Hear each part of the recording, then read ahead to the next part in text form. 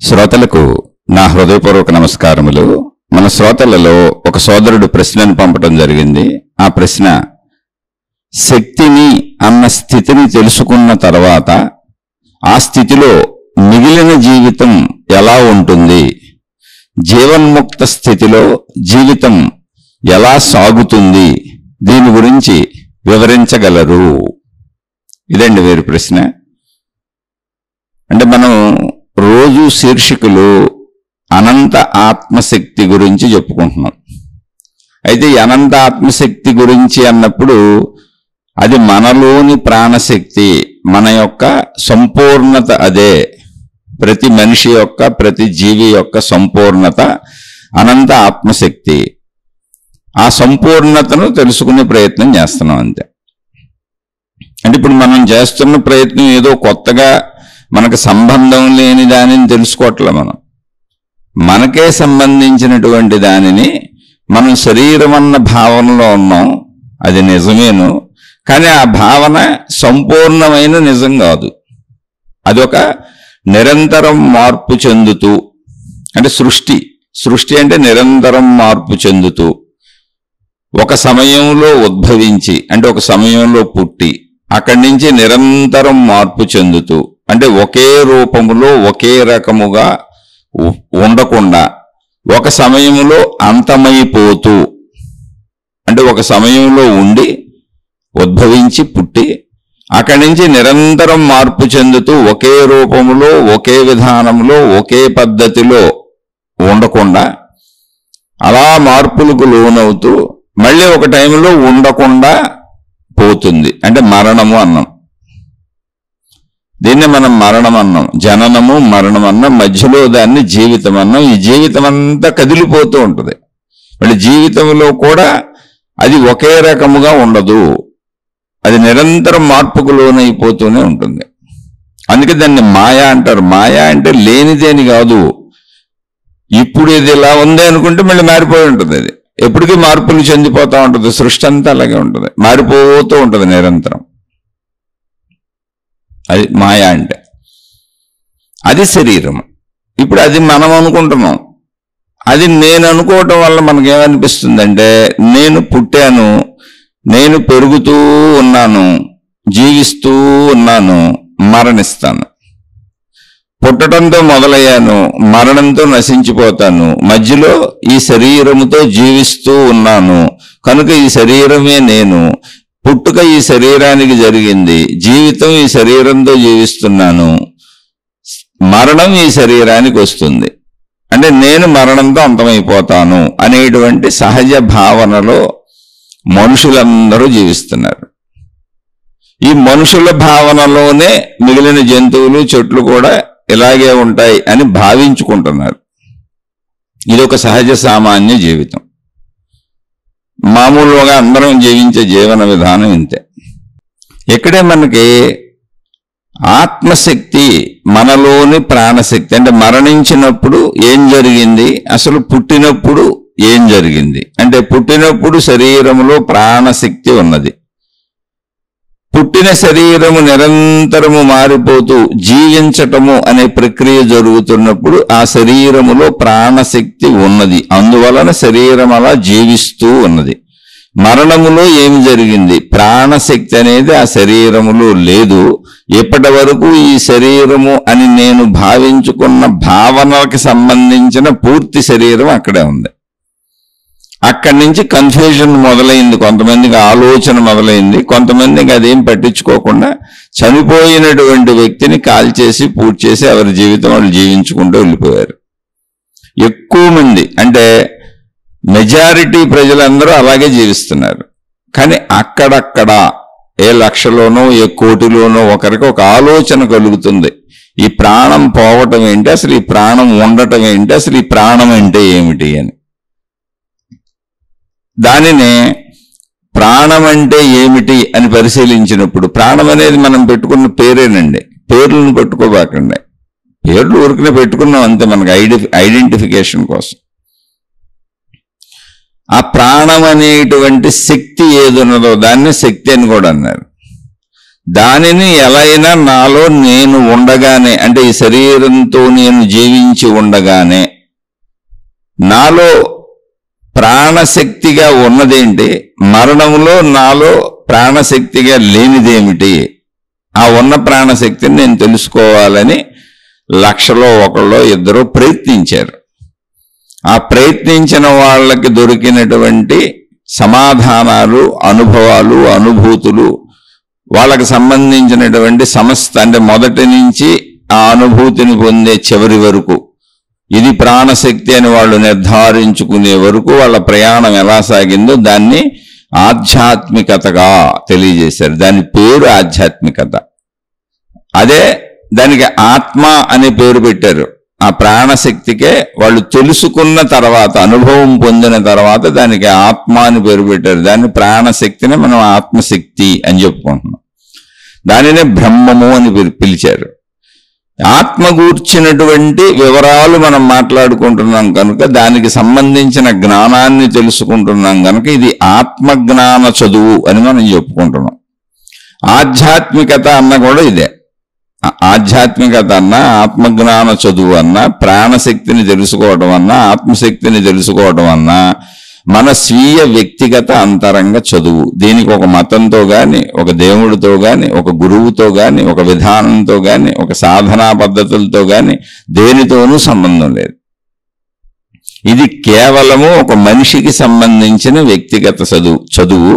రెండో వాళ్ళకి అసలు సంబంధం లేదు. ఇంట్లో వాళ్ళు నా భార్య అయి ఉండొచ్చు, నా పిల్లలే అయి ఉండొచ్చు, నా భర్త అయి ఉండొచ్చు, ఎవరైనా సరే, ఎవరికి సంబంధం లేదు.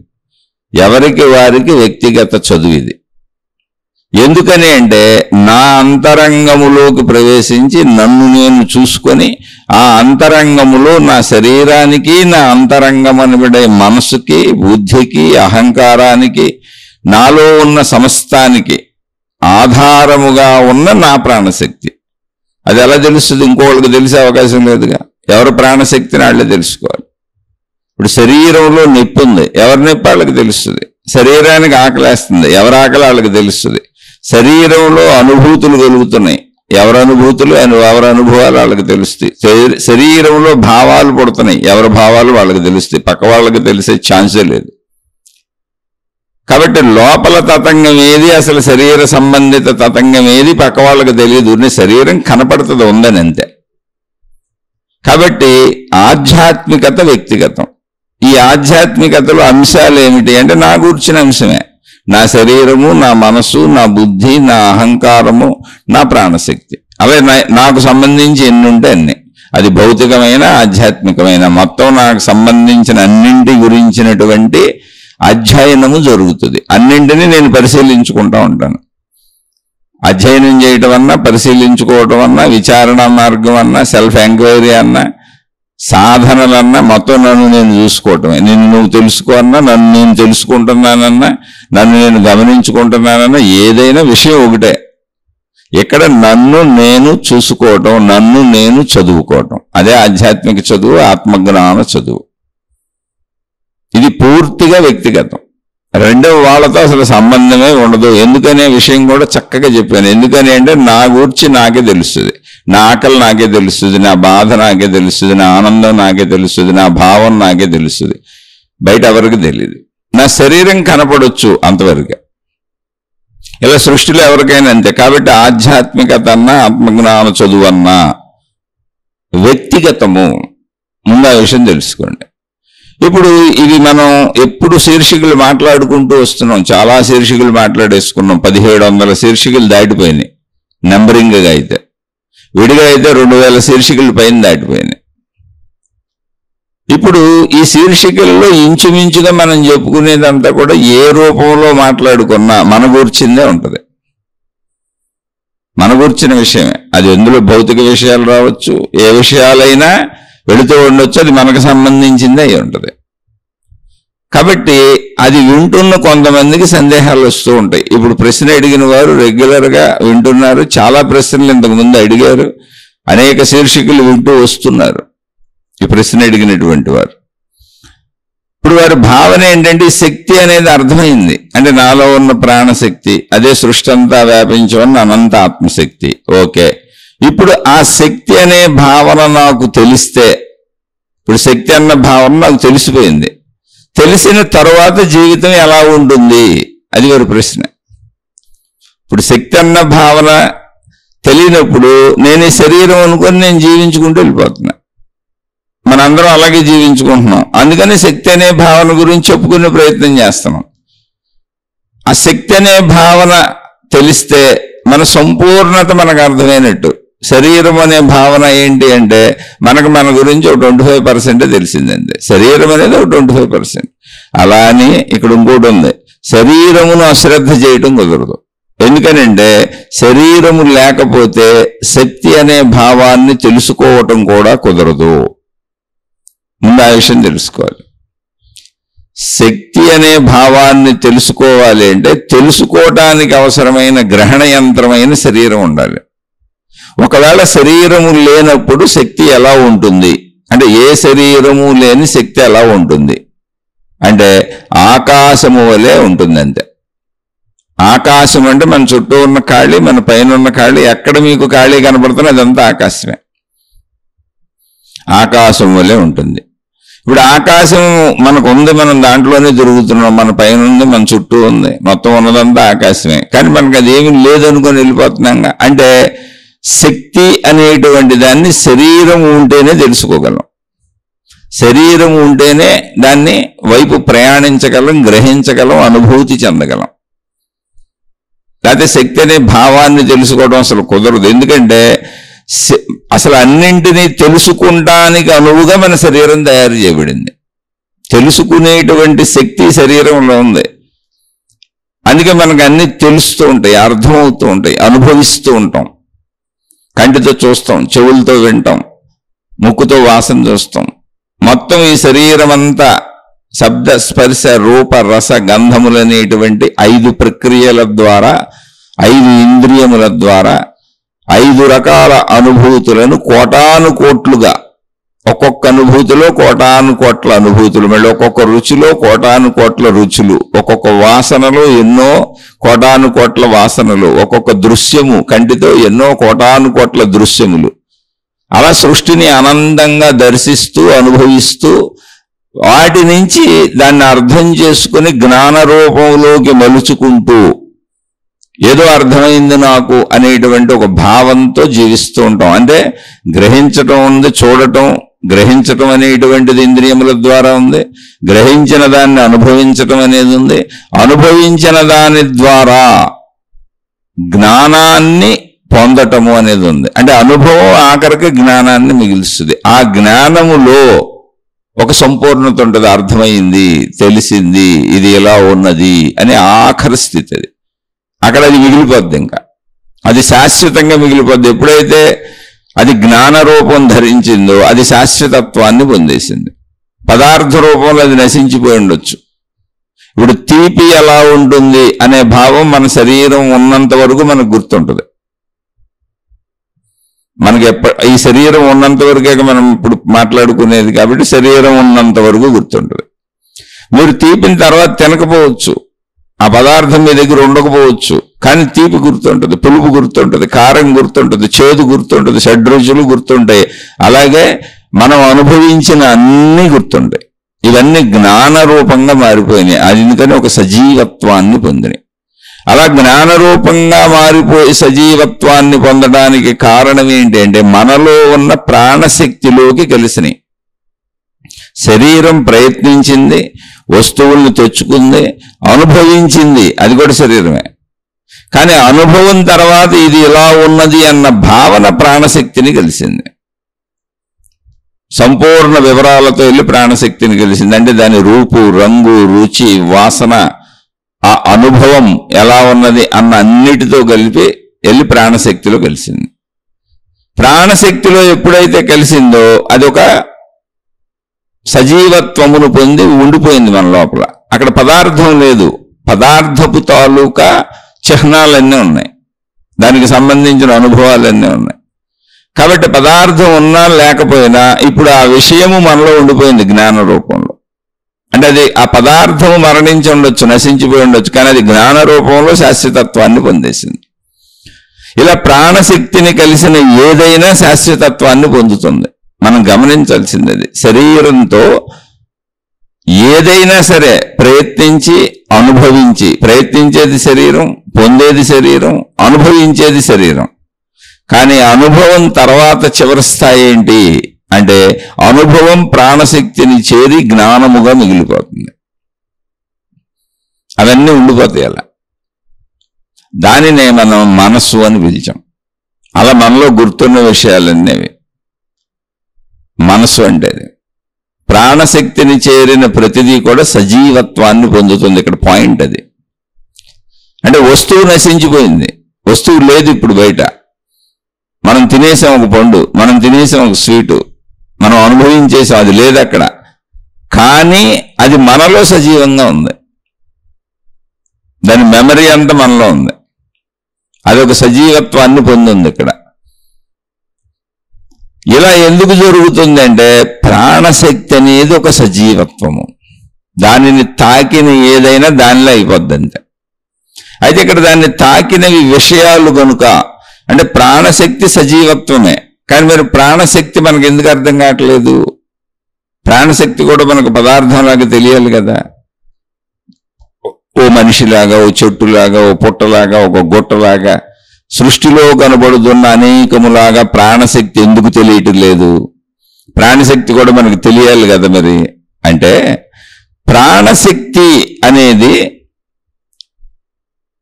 నిర్మలముగా నిశ్చలముగా ఉన్నది. ఇప్పుడు శక్తి అంటే ఇందాక చెప్పుకున్నాం, ఆకాశము వలె ఉందంతే. శరీరము లేనప్పుడు శక్తిని తెలుసుకోవడం కుదరదు.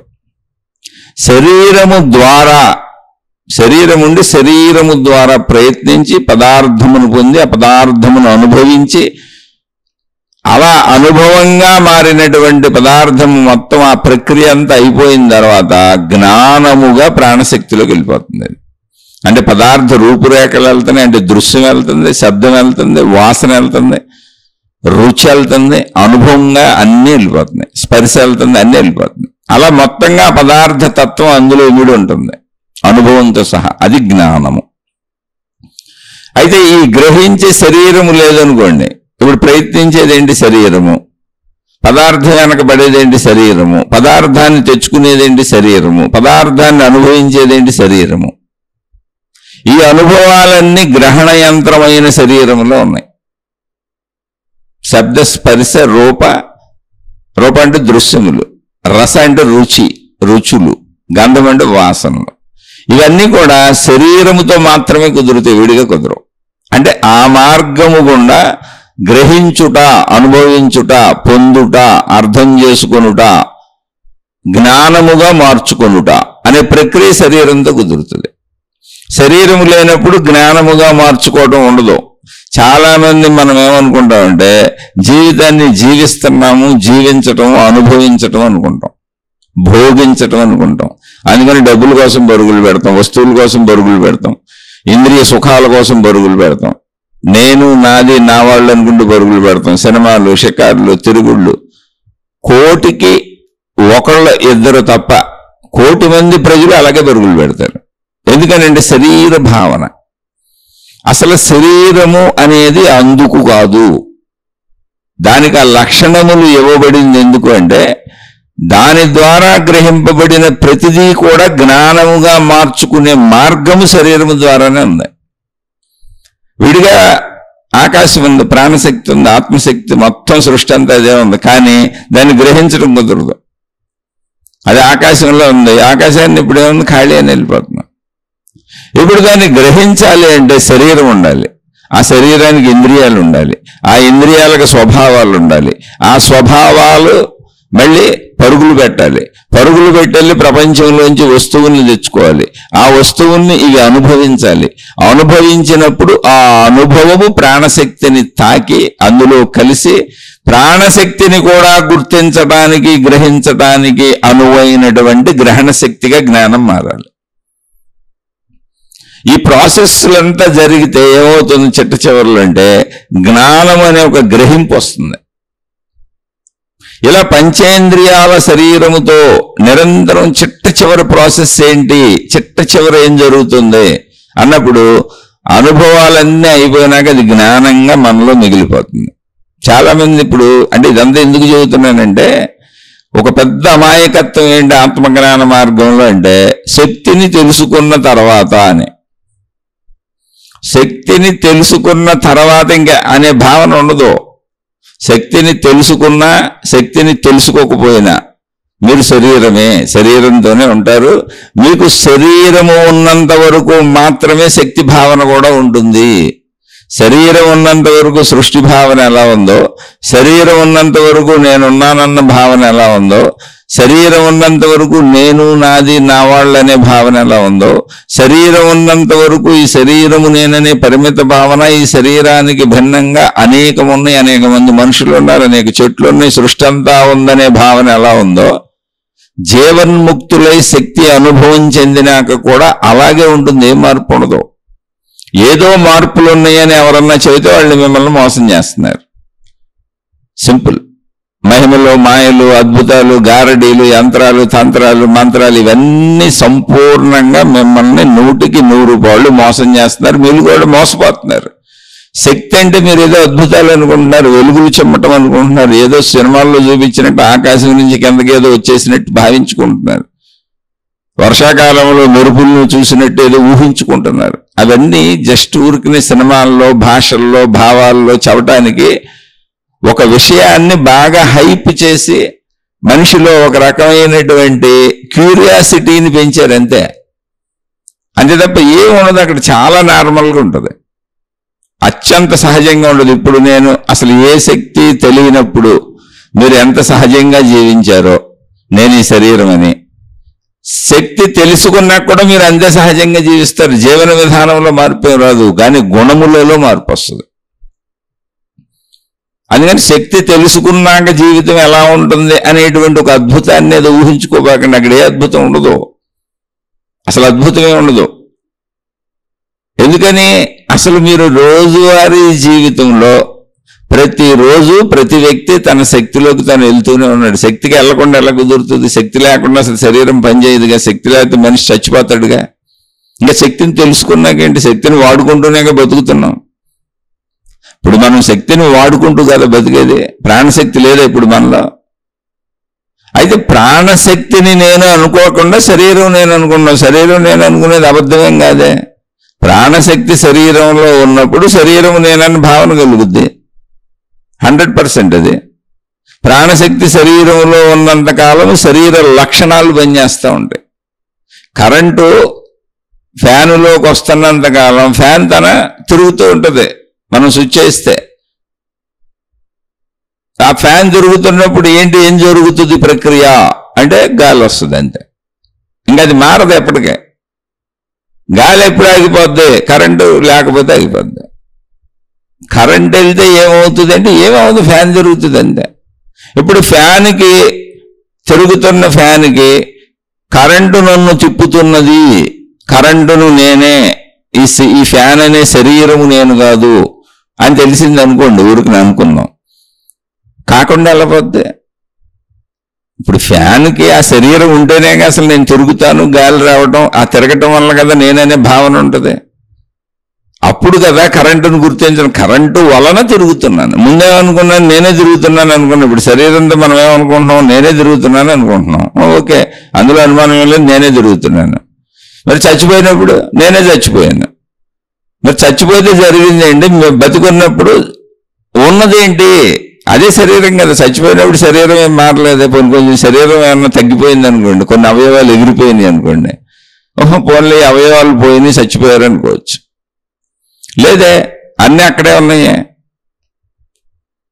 అసలు చావు అనేదే ప్రాణశక్తిని కనుక్కోవటానికి ఒక ఆలోచనగా తయారైంది. ఆత్మజ్ఞాన మార్గానికి, ఆత్మజ్ఞాన చదువుకి, ఆధ్యాత్మిక చదువుకి బీజం ఎక్కడ పడింది మనిషికి అంటే మరణము ద్వారా. ఇదేంటి? చనిపోయినప్పుడు నేనని బతుకుతున్న శరీరం ఇక్కడే ఉంది కదా అంటే అందరూ ఆలోచించరు. చెప్పే 1,00,00,000లో ఒకళ్ళకి ఇద్దరికి ఆలోచన వచ్చింది.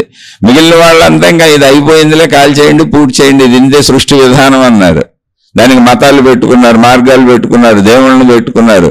అంటే ఒక ప్రశ్న ఇదేంటి అని ప్రశ్నించుకోకుండా అక్కడ ఒక మతంతో ఏం చేశారంటే ఒక దేవుణ్ణి తెచ్చుకొని ఇదంతా దేవుడు అలా చేస్తున్నాడులే, పుట్టించి పెంచేసి చంపేస్తున్నాడు అన్నాడు.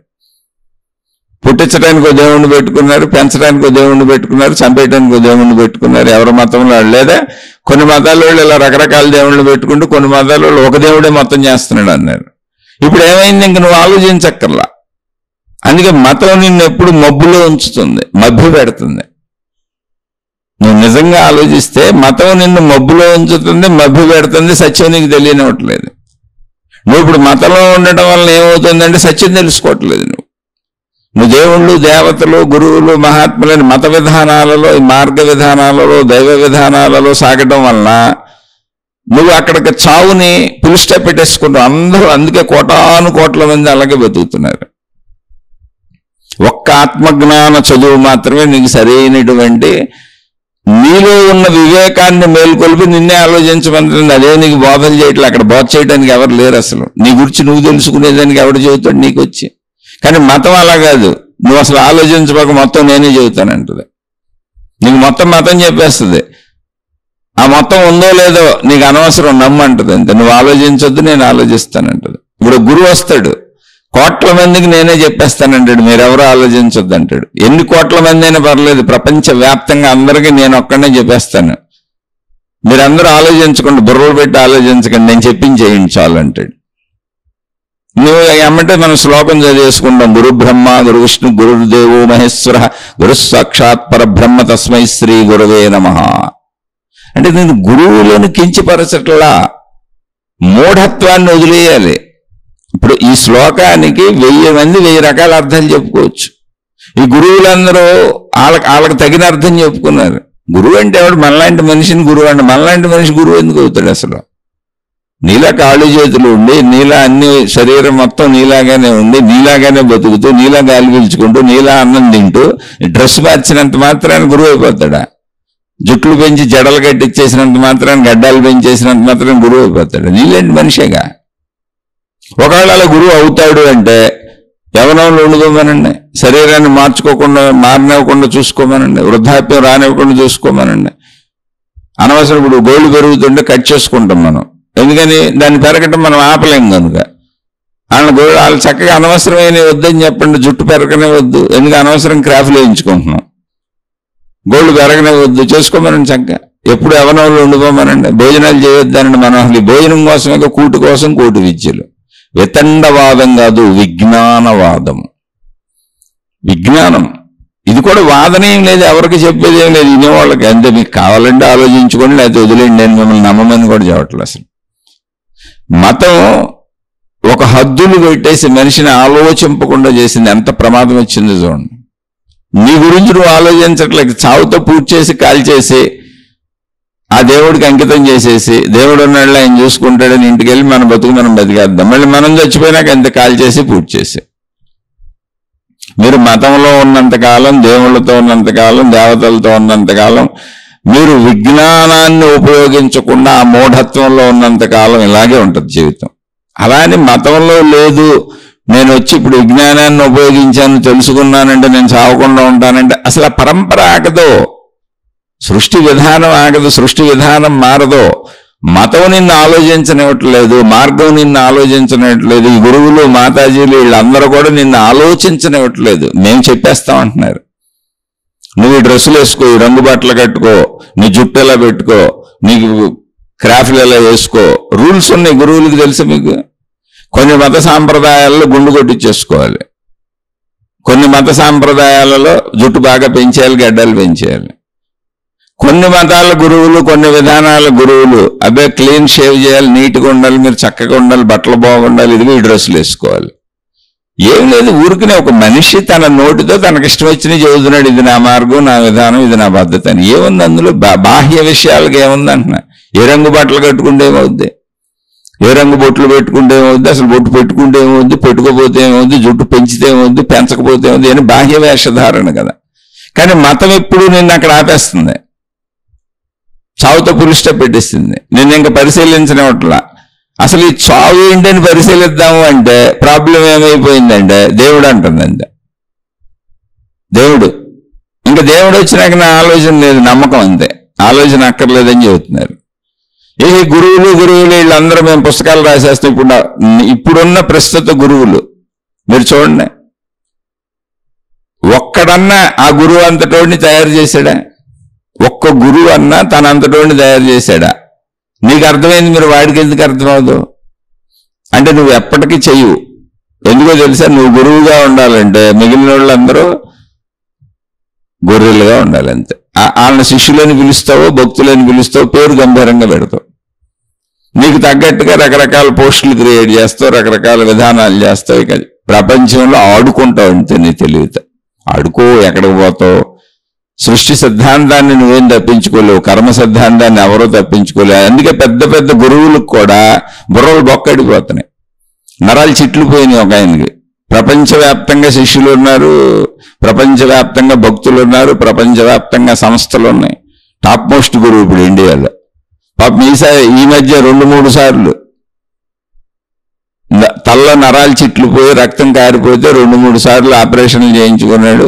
ఆయన దగ్గరికి ట్రూపులు కింద వెళ్తున్నారు, డాక్టర్లను పిలిపించుకుంటున్నాడు ఆయన. ఒకళ్ళిద్దరు కదా డాక్టర్లో, ఆయన్ని చెక్ చేయడానికి నిరంతరం గ్రూపులుగా 20 మంది 30 మంది ఆ తలకు సంబంధించి ఆ డిపార్ట్మెంట్లో స్పెషలిస్టులు వరల్డ్ వైడ్గా వెళ్తున్నారు. ఎంత భయం ఉందో చూడండి ఆయనకి. కానీ మళ్ళీ బయటకు వచ్చి నన్ను దేవుడు బతికించాడు. మళ్ళీ దేవుడే, నేను బతికేశాను. అసలు నీకు సమస్య రాకూడదు. ఎందుకని కోటాను మందికి సమస్య రాదని చెప్పి ఆయన 50 ఏళ్ల నుంచి అనేక కోర్సులు నేర్పుతున్నాడు.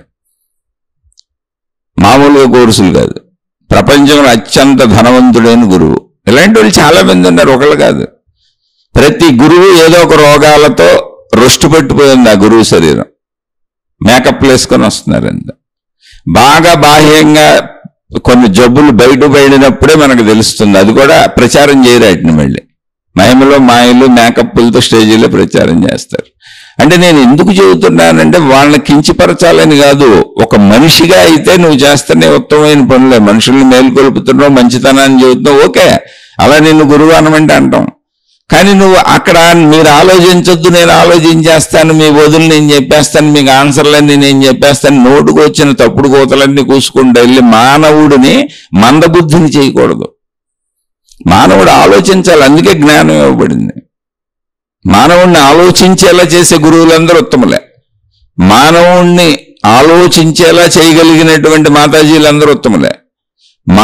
ప్రతి మానవుణ్ణి స్వతంత్రంగా నువ్వు ఆలోచించి నీ జీవితం జీవించు. మా సలహాలు, మా బోధలు, మా ఆలోచనలతో కాదు, నీలోనే నీ జ్ఞానం పుట్టాలి, నువ్వే ఆలోచించుకోవాలి, అలా నిన్ను తయారు చేస్తామని చెప్పే మతాలన్నీ గొప్పవే.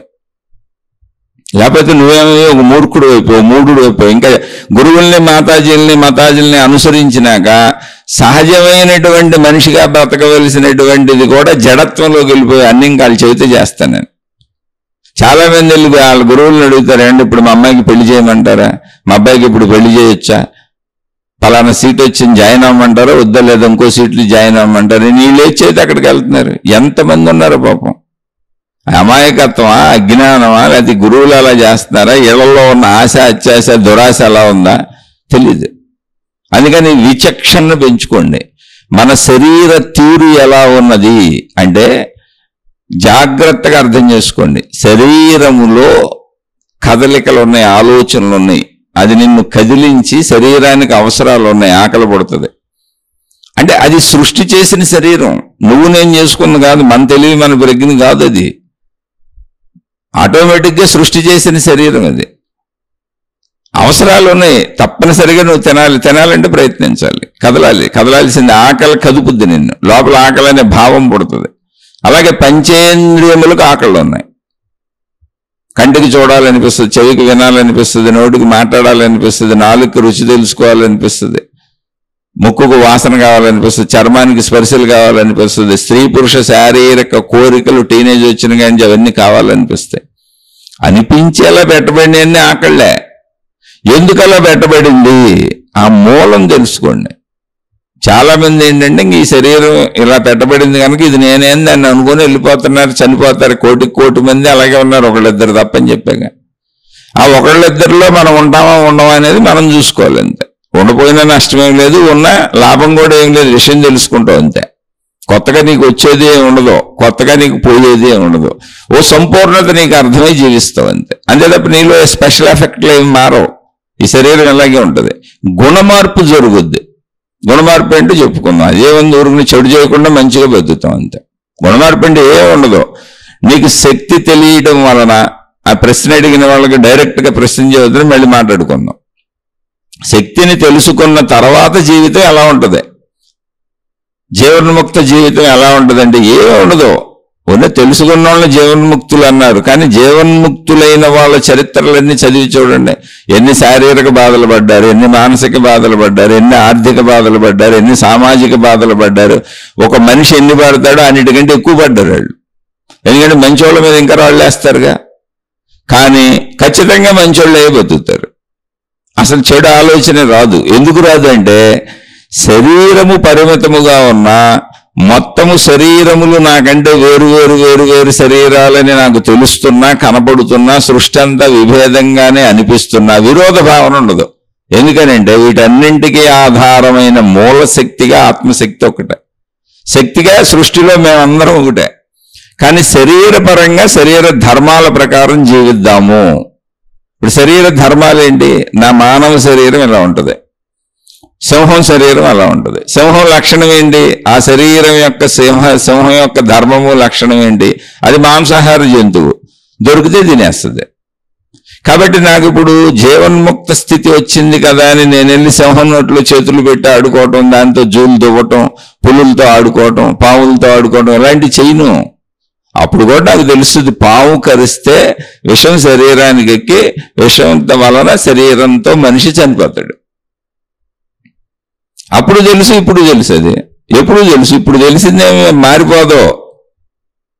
అందుకని పాములకు దూరంగానే ఉంటాను, హాని కలిగించి అన్నిటికీ దూరంగానే ఉంటాను. కానీ నేను దేనికి హాని కలిగించను. ఎందుకని అంటే విభేదత అనేది శరీరపరంగా సృష్టిపరంగా కనపడుతున్నది. కానీ అన్నిటికీ ఆధారంగా ఉన్నటువంటి ప్రాణశక్తి లేదా ఆత్మశక్తి, సృష్టి శక్తి, విశ్వశక్తి ఒక్కటే అని తెలుస్తుంది. అది ఒక్కటే అని తెలిసినప్పుడు నా శరీరం ఉన్నంత కాలం దీన్ని జాగ్రత్తగా ఉంచుకునే ప్రయత్నమే చేస్తాను.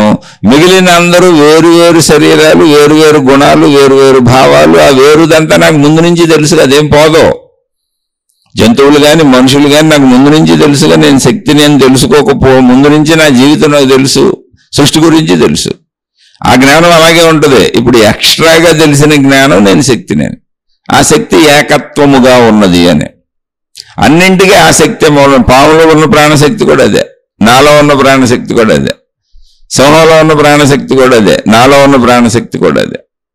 ఈ విషయం తెలిసినప్పుడు నేను దేనికి హాని చేయను. నాకు హాని చేసే వాటితో వీలైనంత జాగ్రత్తగా ఉంటాను, వాళ్ళు మనుషులైనా జంతువులైనా. ఎందుకని మొదటి నుంచి శరీర రక్షణ అనే జాగ్రత్త భావన ఎక్కడికి పోదు. శక్తిని తెలుసుకున్నాక నా వలన ఎవరికి హాని జరగదు, నా వలన ఎవరికి ఇబ్బంది ఉండదు. ఎందుకంటే ఎవరికి అనేది శరీరంగా సృష్టిపరంగా విభేద భావనే తప్ప ఇక్కడ విరోధ భావన నశించిపోద్ది. ఎందుకని ఆధారమైన శక్తి ఏకంగానే ఉంది. ఈ కొన్నాళ్ళుండి నశించిపోయే శరీరాలు శక్తిగా మేమంతా ఒక్కటే, ఏకత్వము. ఆ ఏకత్వములో ఉన్న భిన్నత్వము. కాబట్టి శరీరంతో అవసరమైన ప్రక్రియలు చేస్తాను, నా నుంచి చెడైతే జరగదు అంతే. అలా మంచిగా జీవిస్తారు, అంతకు తప్ప ఇంకే మార్పులు ఉండవు. అసలు ఏవో ఉంటవై అని మీరు ఊహించుకున్నారు అంటే ఇంకా అంతకంటే అమాయకత్వం కూడా లేదు. జీవన్ముక్త స్థితిలో జీవితం ఎలా సాగుతుంది అంటే జీవన్ముక్తులు తప్పులు చెయ్యరు అంతే. మిగిలిన ఉండవా అంటే ఇప్పుడు నా కుటుంబ సభ్యులు ఉన్నారు, సపోజ్ నాకు జీవన్ముక్త స్థితి వచ్చింది, శక్తి అని అర్థమైంది, నేను అనంతాత్మశక్తిని నాకు అర్థమైంది. ఇప్పుడు నా కుటుంబ సభ్యులు ఉండరా అంటే మనం ఎందుకు మన పోల్చుకోవటం? ఉన్నోళ్ళనే చూద్దాం. వశిష్ఠ మహర్షి జీవన్ముక్తుడు, శ్రీరామచంద్రుల వారికి 12 సంవత్సరాల వయసులోనే ఆయన శ్రీరామచంద్రుల వారికి వైరాగ్య భావాలు కలిగి జననం ఏంటి, మరణం ఏంటి, చచ్చిపోవటం, చావు పుట్టుకలు ఏంటి అనేటువంటి విరక్తి కలిగి ఈ రాజ్యం వద్దు, రాజ్య భోగాలు వద్దు అని ఆయన అన్నము తిండి మానేసి నీరసించిపోయి శుష్కించిపోయి సృష్టి ఏంటో అర్థం కాక అంతరంగంలో గందరగోళం పడిపోతున్నారు. ఎవరు ఏం చేయలేకపోతున్నారు. అప్పుడు వశిష్ఠ మహర్షి, నాయన నీ ప్రాబ్లం ఏంటి, అసలు చెప్పు, నీకేమనిపిస్తుంది, ఎందుకు ఇలా ఉన్నావు అని అడిగి, దానికి నాయన అసలు నువ్వు శరీరమే కాదు, నువ్వు అనంత ఆత్మశక్తివి అని, ఈ శరీరము, ఈ చావు పుట్టుకులు, ఈ సృష్టి ఇదంతా ఏంటి, ఇదేం జరుగుతుంది అనేటువంటి మొత్తాన్ని యోగ వాసిష్టము అని పిలుస్తారు. ఆయన రాముల వారికి చెప్పినటువంటి ఆత్మజ్ఞాన చదువు, ఆధ్యాత్మిక చదువు. ఆయన చెప్పిన దాన్ని యోగ వాసిష్టం అన్నారు. ఎందుకని వశిష్ఠుడు చెప్పాడు గనక వాసిష్టము. యోగ అంటే, యోగం అంటే కలయిక. శ్రీరామచంద్రుడు అనంత ఆత్మశక్తితో కలిసిపోయాడు. తాను శక్తినన్న ఎరుకను ఆయన పొందారు. ఎప్పుడు 11-12 ఏళ్లకే పొందిన శ్రీరామచంద్రుడు ఎలా జీవించాడో రామాయణం అంతా చెబుతుంది. దాన్ని బోధించినటువంటి వశిష్ఠుడు అప్పుడు ఏం చేస్తున్నాడు, అసలు ఆయన ఎప్పుడో పొందేశాడు. వశిష్ఠుడు ఎప్పుడో నేను ఆత్మశక్తి నేను తెలుసుకున్నటువంటి జీవన్ముక్తుడు. ఆయనకి భార్య ఉంది. ఇప్పుడు కూడా పెళ్లిళ్ళు అయినాక అదో అరుంధతిని చూడండి అంటారు. ఆ అరుంధతి ఎవరు? వశిష్ఠుడు భార్య. వశిష్ఠుడు అరుంధతి. ఆయనకి కుమారుడు 100 కుమారులు, ఇంకా పైన ఆయనకు బోల్డ్ సంతానం ఉన్నారు. ఆయన మళ్ళీ దశరథ మహారాజు యొక్క రాజు దగ్గర గురువుగా ఉన్నారు. అంటే ఎవరికి గురువు? రాజులు కుల గురువులని, అంటే రాజగురువులని పెట్టుకునేవాళ్ళు. రాజుకి మొత్తం రాజ్యానికే గురువు ఆయన. అదొక పదవి. మన ప్రధానమంత్రి అలాగో, మన రాష్ట్రపతి అలాగో, మన సీఎం ముఖ్యమంత్రి అలాగో, ఈ ఎమ్మెల్యేలు ఎంపీలు అలాగో, అలాగే రాజగురువు. అంటే రాజుకు కూడా సలహాలు ఇస్తాడు ఆయన. ఎందుకని రాజులు మనుషులే, మామూలు మనుషులే. రాజ్యం పరంపరంగా వచ్చింది, వారసత్వంగా వచ్చింది. వాళ్ళు యుద్ధాలు చేస్తారు, ప్రజలను పరిపాలించాలి, యుద్ధాలు చేస్తారు. తమ రాజ్యం మీదకి ఎవరన్నా వస్తారు, ప్రజలను కాపాడుకోవాలి, రాజ్యం కాపాడుకోవాలి. మళ్ళీ వీళ్ళు ఇతర రాజ్యాలను ఆక్రమించుకుంటూ ఉంటారు. మంచి ఉంటుంది, చెడు ఉంటుంది. అందుకని వాళ్ళు చేసే పనులన్నీ ధర్మయుతంగా ఉన్నవా లేదా అని ఆ ధర్మాన్ని ఆచరించడానికి, రాజులు తప్పు చేయకుండా ఉండటానికి ఆత్మజ్ఞాని అయినటువంటి ఒక గురువుని తమకి గురువుగా పెట్టుకుంటారు. ఆత్మజ్ఞాన గురువులకు పక్షపాతం ఉండదు. అందుకని రాజ్య పరిపాలనలో అత్యధికమైనటువంటి సలహాదారుగా రాజగురువు ఉంటాడు. ఆయన్ని దైవ సమానంగా రాజు కూడా భావిస్తాడు, ప్రజలు కాదు. ఆయన చెప్పిన దాని ప్రకారం నడుచుకుంటారు. అందువలన దశరథ మహారాజుకి, రామచంద్రుడికి కూడా ఆయన ఆత్మజ్ఞాన బోధ చేశారు. ఆ బోధ చేసింది అక్కడ సభలో వేలాది మంది ఉన్నారు. కానీ అక్కడ ఆ ఆత్మజ్ఞానానుభూతి అనే స్థితిని పొందింది రామచంద్రుల వారు ఒక్కరే. విన్నవాళ్ళు ఎవరో పొందలేదు. మళ్ళాంటి వాళ్ళు చాలా మంది వినొచ్చు అక్కడ. ఎందుకని అంటే అద్భుతమైనటువంటి వైరాగ్య స్థితికి శ్రీరాముడు వచ్చి ఉన్నాడు. వశిష్ఠుడు ఊరికనే ఉపన్యాసం చెప్పలేదు. ఇప్పుడు నేను ఊరికనే చెబుతున్నా. ఎందుకని నాకు తెలీదు, నాకు దాని మీద ఆసక్తి ఉంది, 4 పుస్తకాలు చదువుకున్నా, ఏదో మీ ఓటు వినేవాళ్ళు ఉన్నారు, ఏదో ఈ మాధ్యమం ఉంది, చదువుతున్నా అంతే. ఇది నిజం చెబితే కాలక్షేపం. అలా అసలు వశిష్ఠుల వారు చెప్పలే. అసలు ఆయన ఆత్మజ్ఞాన బోధ ఎవరికి చేయలే. ఆయన అక్కడ ఆస్థానంలో రాజగురువు అయిన వాళ్ళకి. ఆయన ఉన్నంతకాలం ఆయన గురువుగానే ఉంటారు. ఎంతమంది రాజులు వచ్చినా ఆయన జీవితకాలం ఉన్నంతకాలం. ఒకవేళ దశరథుడి తర్వాత శ్రీరామచంద్రుడు రాజ్యం తీసుకుంటే శ్రీరామచంద్రుడికి రాజగురువుగా ఉంటారు. ఆ రాజ్యానికి రాజగురువు ఆయన. ఏంటైనా రాజ్యం ఎలా నడపాలో సలహాలు చెబుతారు అంతే. ఆత్మజ్ఞాన బోధ ఆయన ఎందుకు చేస్తారు అసలు? కానీ ఆయన ఆత్మజ్ఞానం తాను పొంది ఉన్నాడు. కానీ ఆత్మజ్ఞానం నేను పొందాను కదా అని ఎవరు డ్యూటీలు వాళ్ళు మానేలా, అందరూ ఎవరి పని వాళ్ళు చేసుకుంటున్నారు.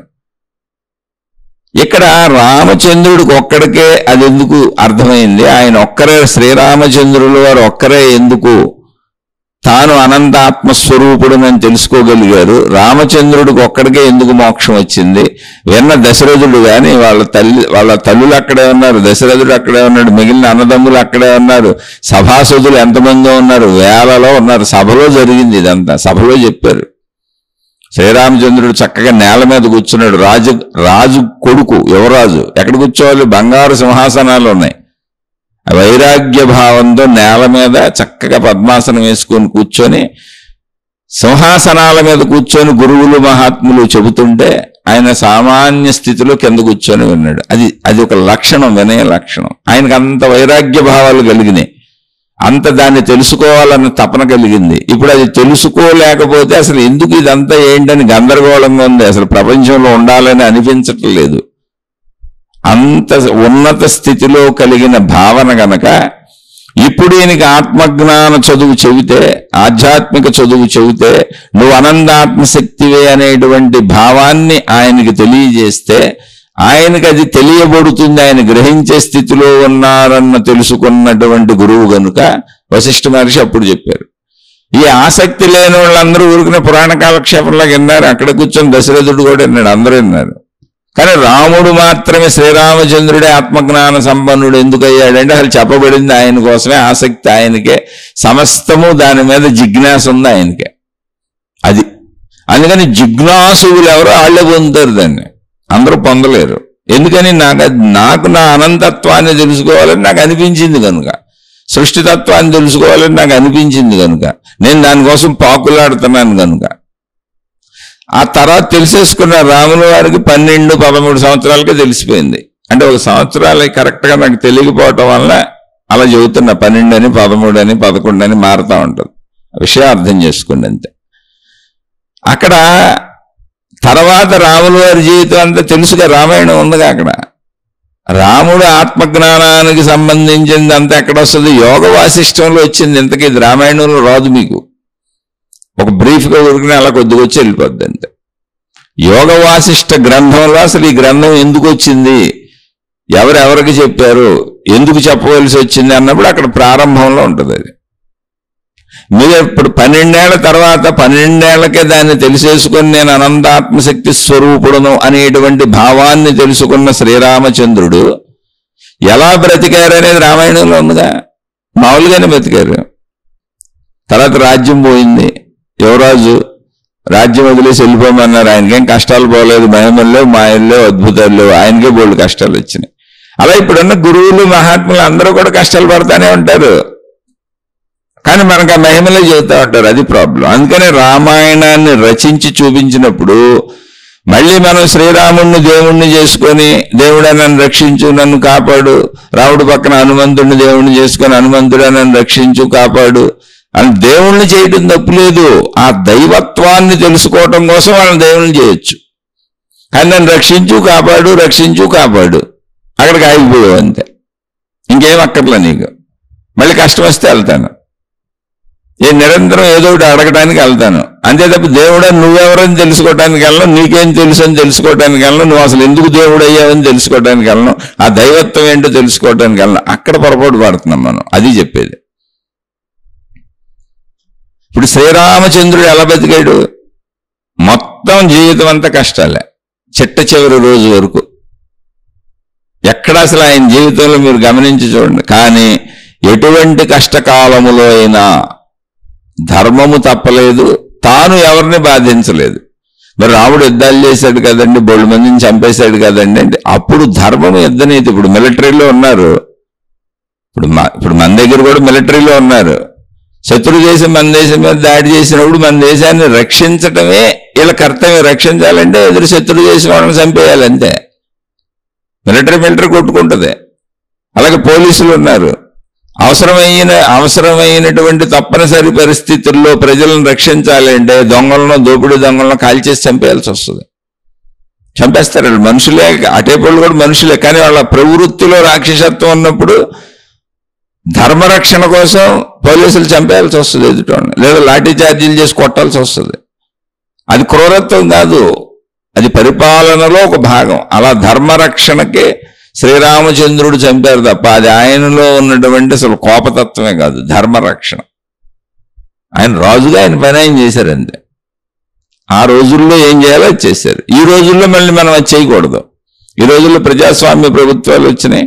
ఒకవేళ శిక్షించాలంటే కోర్టులు ఉన్నాయి, పోలీసు వ్యవస్థలు ఉన్నాయి, మిలిటరీలు ఉన్నాయి, నిఘా విభాగాలు ఉన్నాయి. అంతే తప్ప మనం వెళ్ళిపోయి మనం ఆడిని ఇన్ని కొట్టి పొడి చేయకూడదు. ధర్మం అధర్మం, నా ధర్మమేనండి అందుకే పొడి చేశానని చెప్పకూడదు. ఆటన్నిటికీ హక్కులు కలిగినటువంటి వాళ్ళు వేరే ఉన్నారు. మనం జస్ట్ మన జీవితం మనం జీవించుకోవాలంతే. అందుకని ఇప్పుడు నేను శక్తిని అన్న భావం కలిగిన తర్వాత ఎలా జీవిస్తారని మొత్తం గ్రంథాలు అయ్యే. ఓ శ్రీకృష్ణ భగవానుడు నేను శక్తిని అన్న భావం, నేను అనంతాత్మస్వరూపుణ్ణని భగవద్గీతను బోధించింది ఆయన. భగవద్గీత మొత్తం ఆత్మతత్వమే. అందులో ఆయన గంటా బజాయించి చెప్పారు ఎవరికి? అర్జునుడికి. నేను అనంతాత్మశక్తి స్వరూపుడును, ఈ సృష్టి అంతా నాలోనే ఉద్భవించి నాలోనే లయించిపోతున్నది, నాకు భిన్నముగా అసలు ఏమీ లేదు ఇక్కడని చెప్పారు. కానీ మరి ఆయన శరీరంతోనే ఉన్నారు, జీవించారు. ఎలా జీవించారు? అదిగో అలాగే జీవించారు. అప్పుడు దేశకాల పరిస్థితుల్లో ఏం చేయాలో అన్ని చేసుకుంటూ వెళ్ళారు. మార్పు ఉండదు అక్కడ. అలాగే శ్రీరామచంద్రుడు దేశకాల పరిస్థితుల్లో ఏం చేయాలో అన్ని చేశారు. అలాగే లేటెస్ట్ లో రమణ మహర్షి, ఓ షిరిడి సాయిబాబా, ఓ గజానన్ మహారాజు, అక్కలకోట మహారాజు, ఇంకా ఎవరైనా మహా అవధూతలు ఉండుండే. నాకు తెలిసిన 4 పేర్లు నేను చెబుతూ ఉంటా. ఇప్పుడు అంతకంటే ఎక్కువ మంది నాకు తెలియదు. మా జీవితం మామూలు. ఎందుకని? అసలు నేను శక్తిని అనే భావన ఎప్పటి వరకు ఉంటుంది, అసలు ఎలా ఉంటుంది, ఎలా తెలుస్తుంది? శక్తిని నేను అనే భావన ఎలా తెలుస్తుంది అంటే శరీరం ఉంటే తెలుస్తుంది. అది కూడా శరీరం ఉండి ప్రయత్నించాలి నువ్వు. ఎందుకని? తెలియుట అనే ప్రాసెస్ శరీరానికే జరుగుద్ది. అసలు తెలియుట అనే ప్రాసెస్ శరీరంలో జరుగుతూ ఉంటుంది. శరీరంలో అయితే జ్ఞాన ప్రక్రియ ఉండదు. ఆ విషయాన్ని అర్థం చేసుకోవాలి. శరీరం అనుభవించడానికి కాదు ఉంది, భోగ వస్తువు కాదు. భోగము ద్వారా అది అనుభవముగా జ్ఞానం అవుతుంది. అంటే జ్ఞాన ప్రక్రియలోకి నువ్వు చేరటానికి, జ్ఞాన ప్రక్రియకు అంటే నాలో ఒక జ్ఞానం ఉంది, నేను డైరెక్ట్గా ఇంద్రియాలను ఉపయోగించకుండా జ్ఞానాన్నే ఉపయోగించవచ్చు అనేటువంటి జ్ఞానాన్ని నీలో మేలుకొలుపుద్ది శరీరం. అది శరీరం ఉంటేనే జరుగుద్ది. శరీరం లేకపోతే సర్వవ్యాపక ఆకాశం. ఇప్పుడు ఇంతకు ముందున్న దేవుళ్ళు, దేవతలు, మహాత్ములు, మహర్షులు మొత్తం ఎంతో మంది భూమి మీదకి వచ్చి పుట్టి చనిపోయి నేను అనంతాత్మశక్తిని శరీరాలు వదిలేసిన వాళ్ళంతా ఉన్నారు. ఏరేళ్ళు. ఒకవేళ మీరు అనుకున్నట్టు వాళ్ళు రూపధారులై ఉంటే ఏది మనకు కనపడతారుగా.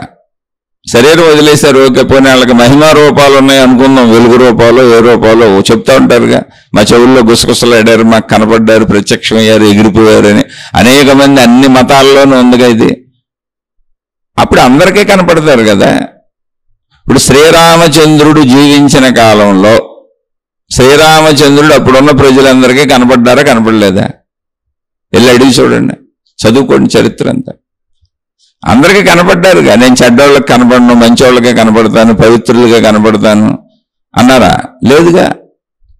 అలా ఏ మహాత్ముడైనా భూమి మీద ఉన్న ఒక యేసుక్రీస్తు కావచ్చు, ఎవరైనా, ఇప్పుడు వచ్చిన రమణ మహర్షి కావచ్చు, లేటెస్ట్ వాళ్ళు షిరిడి సాయిబాబా కావచ్చు, అంటే శరీరాలు వదిలినని చెబుతున్నా.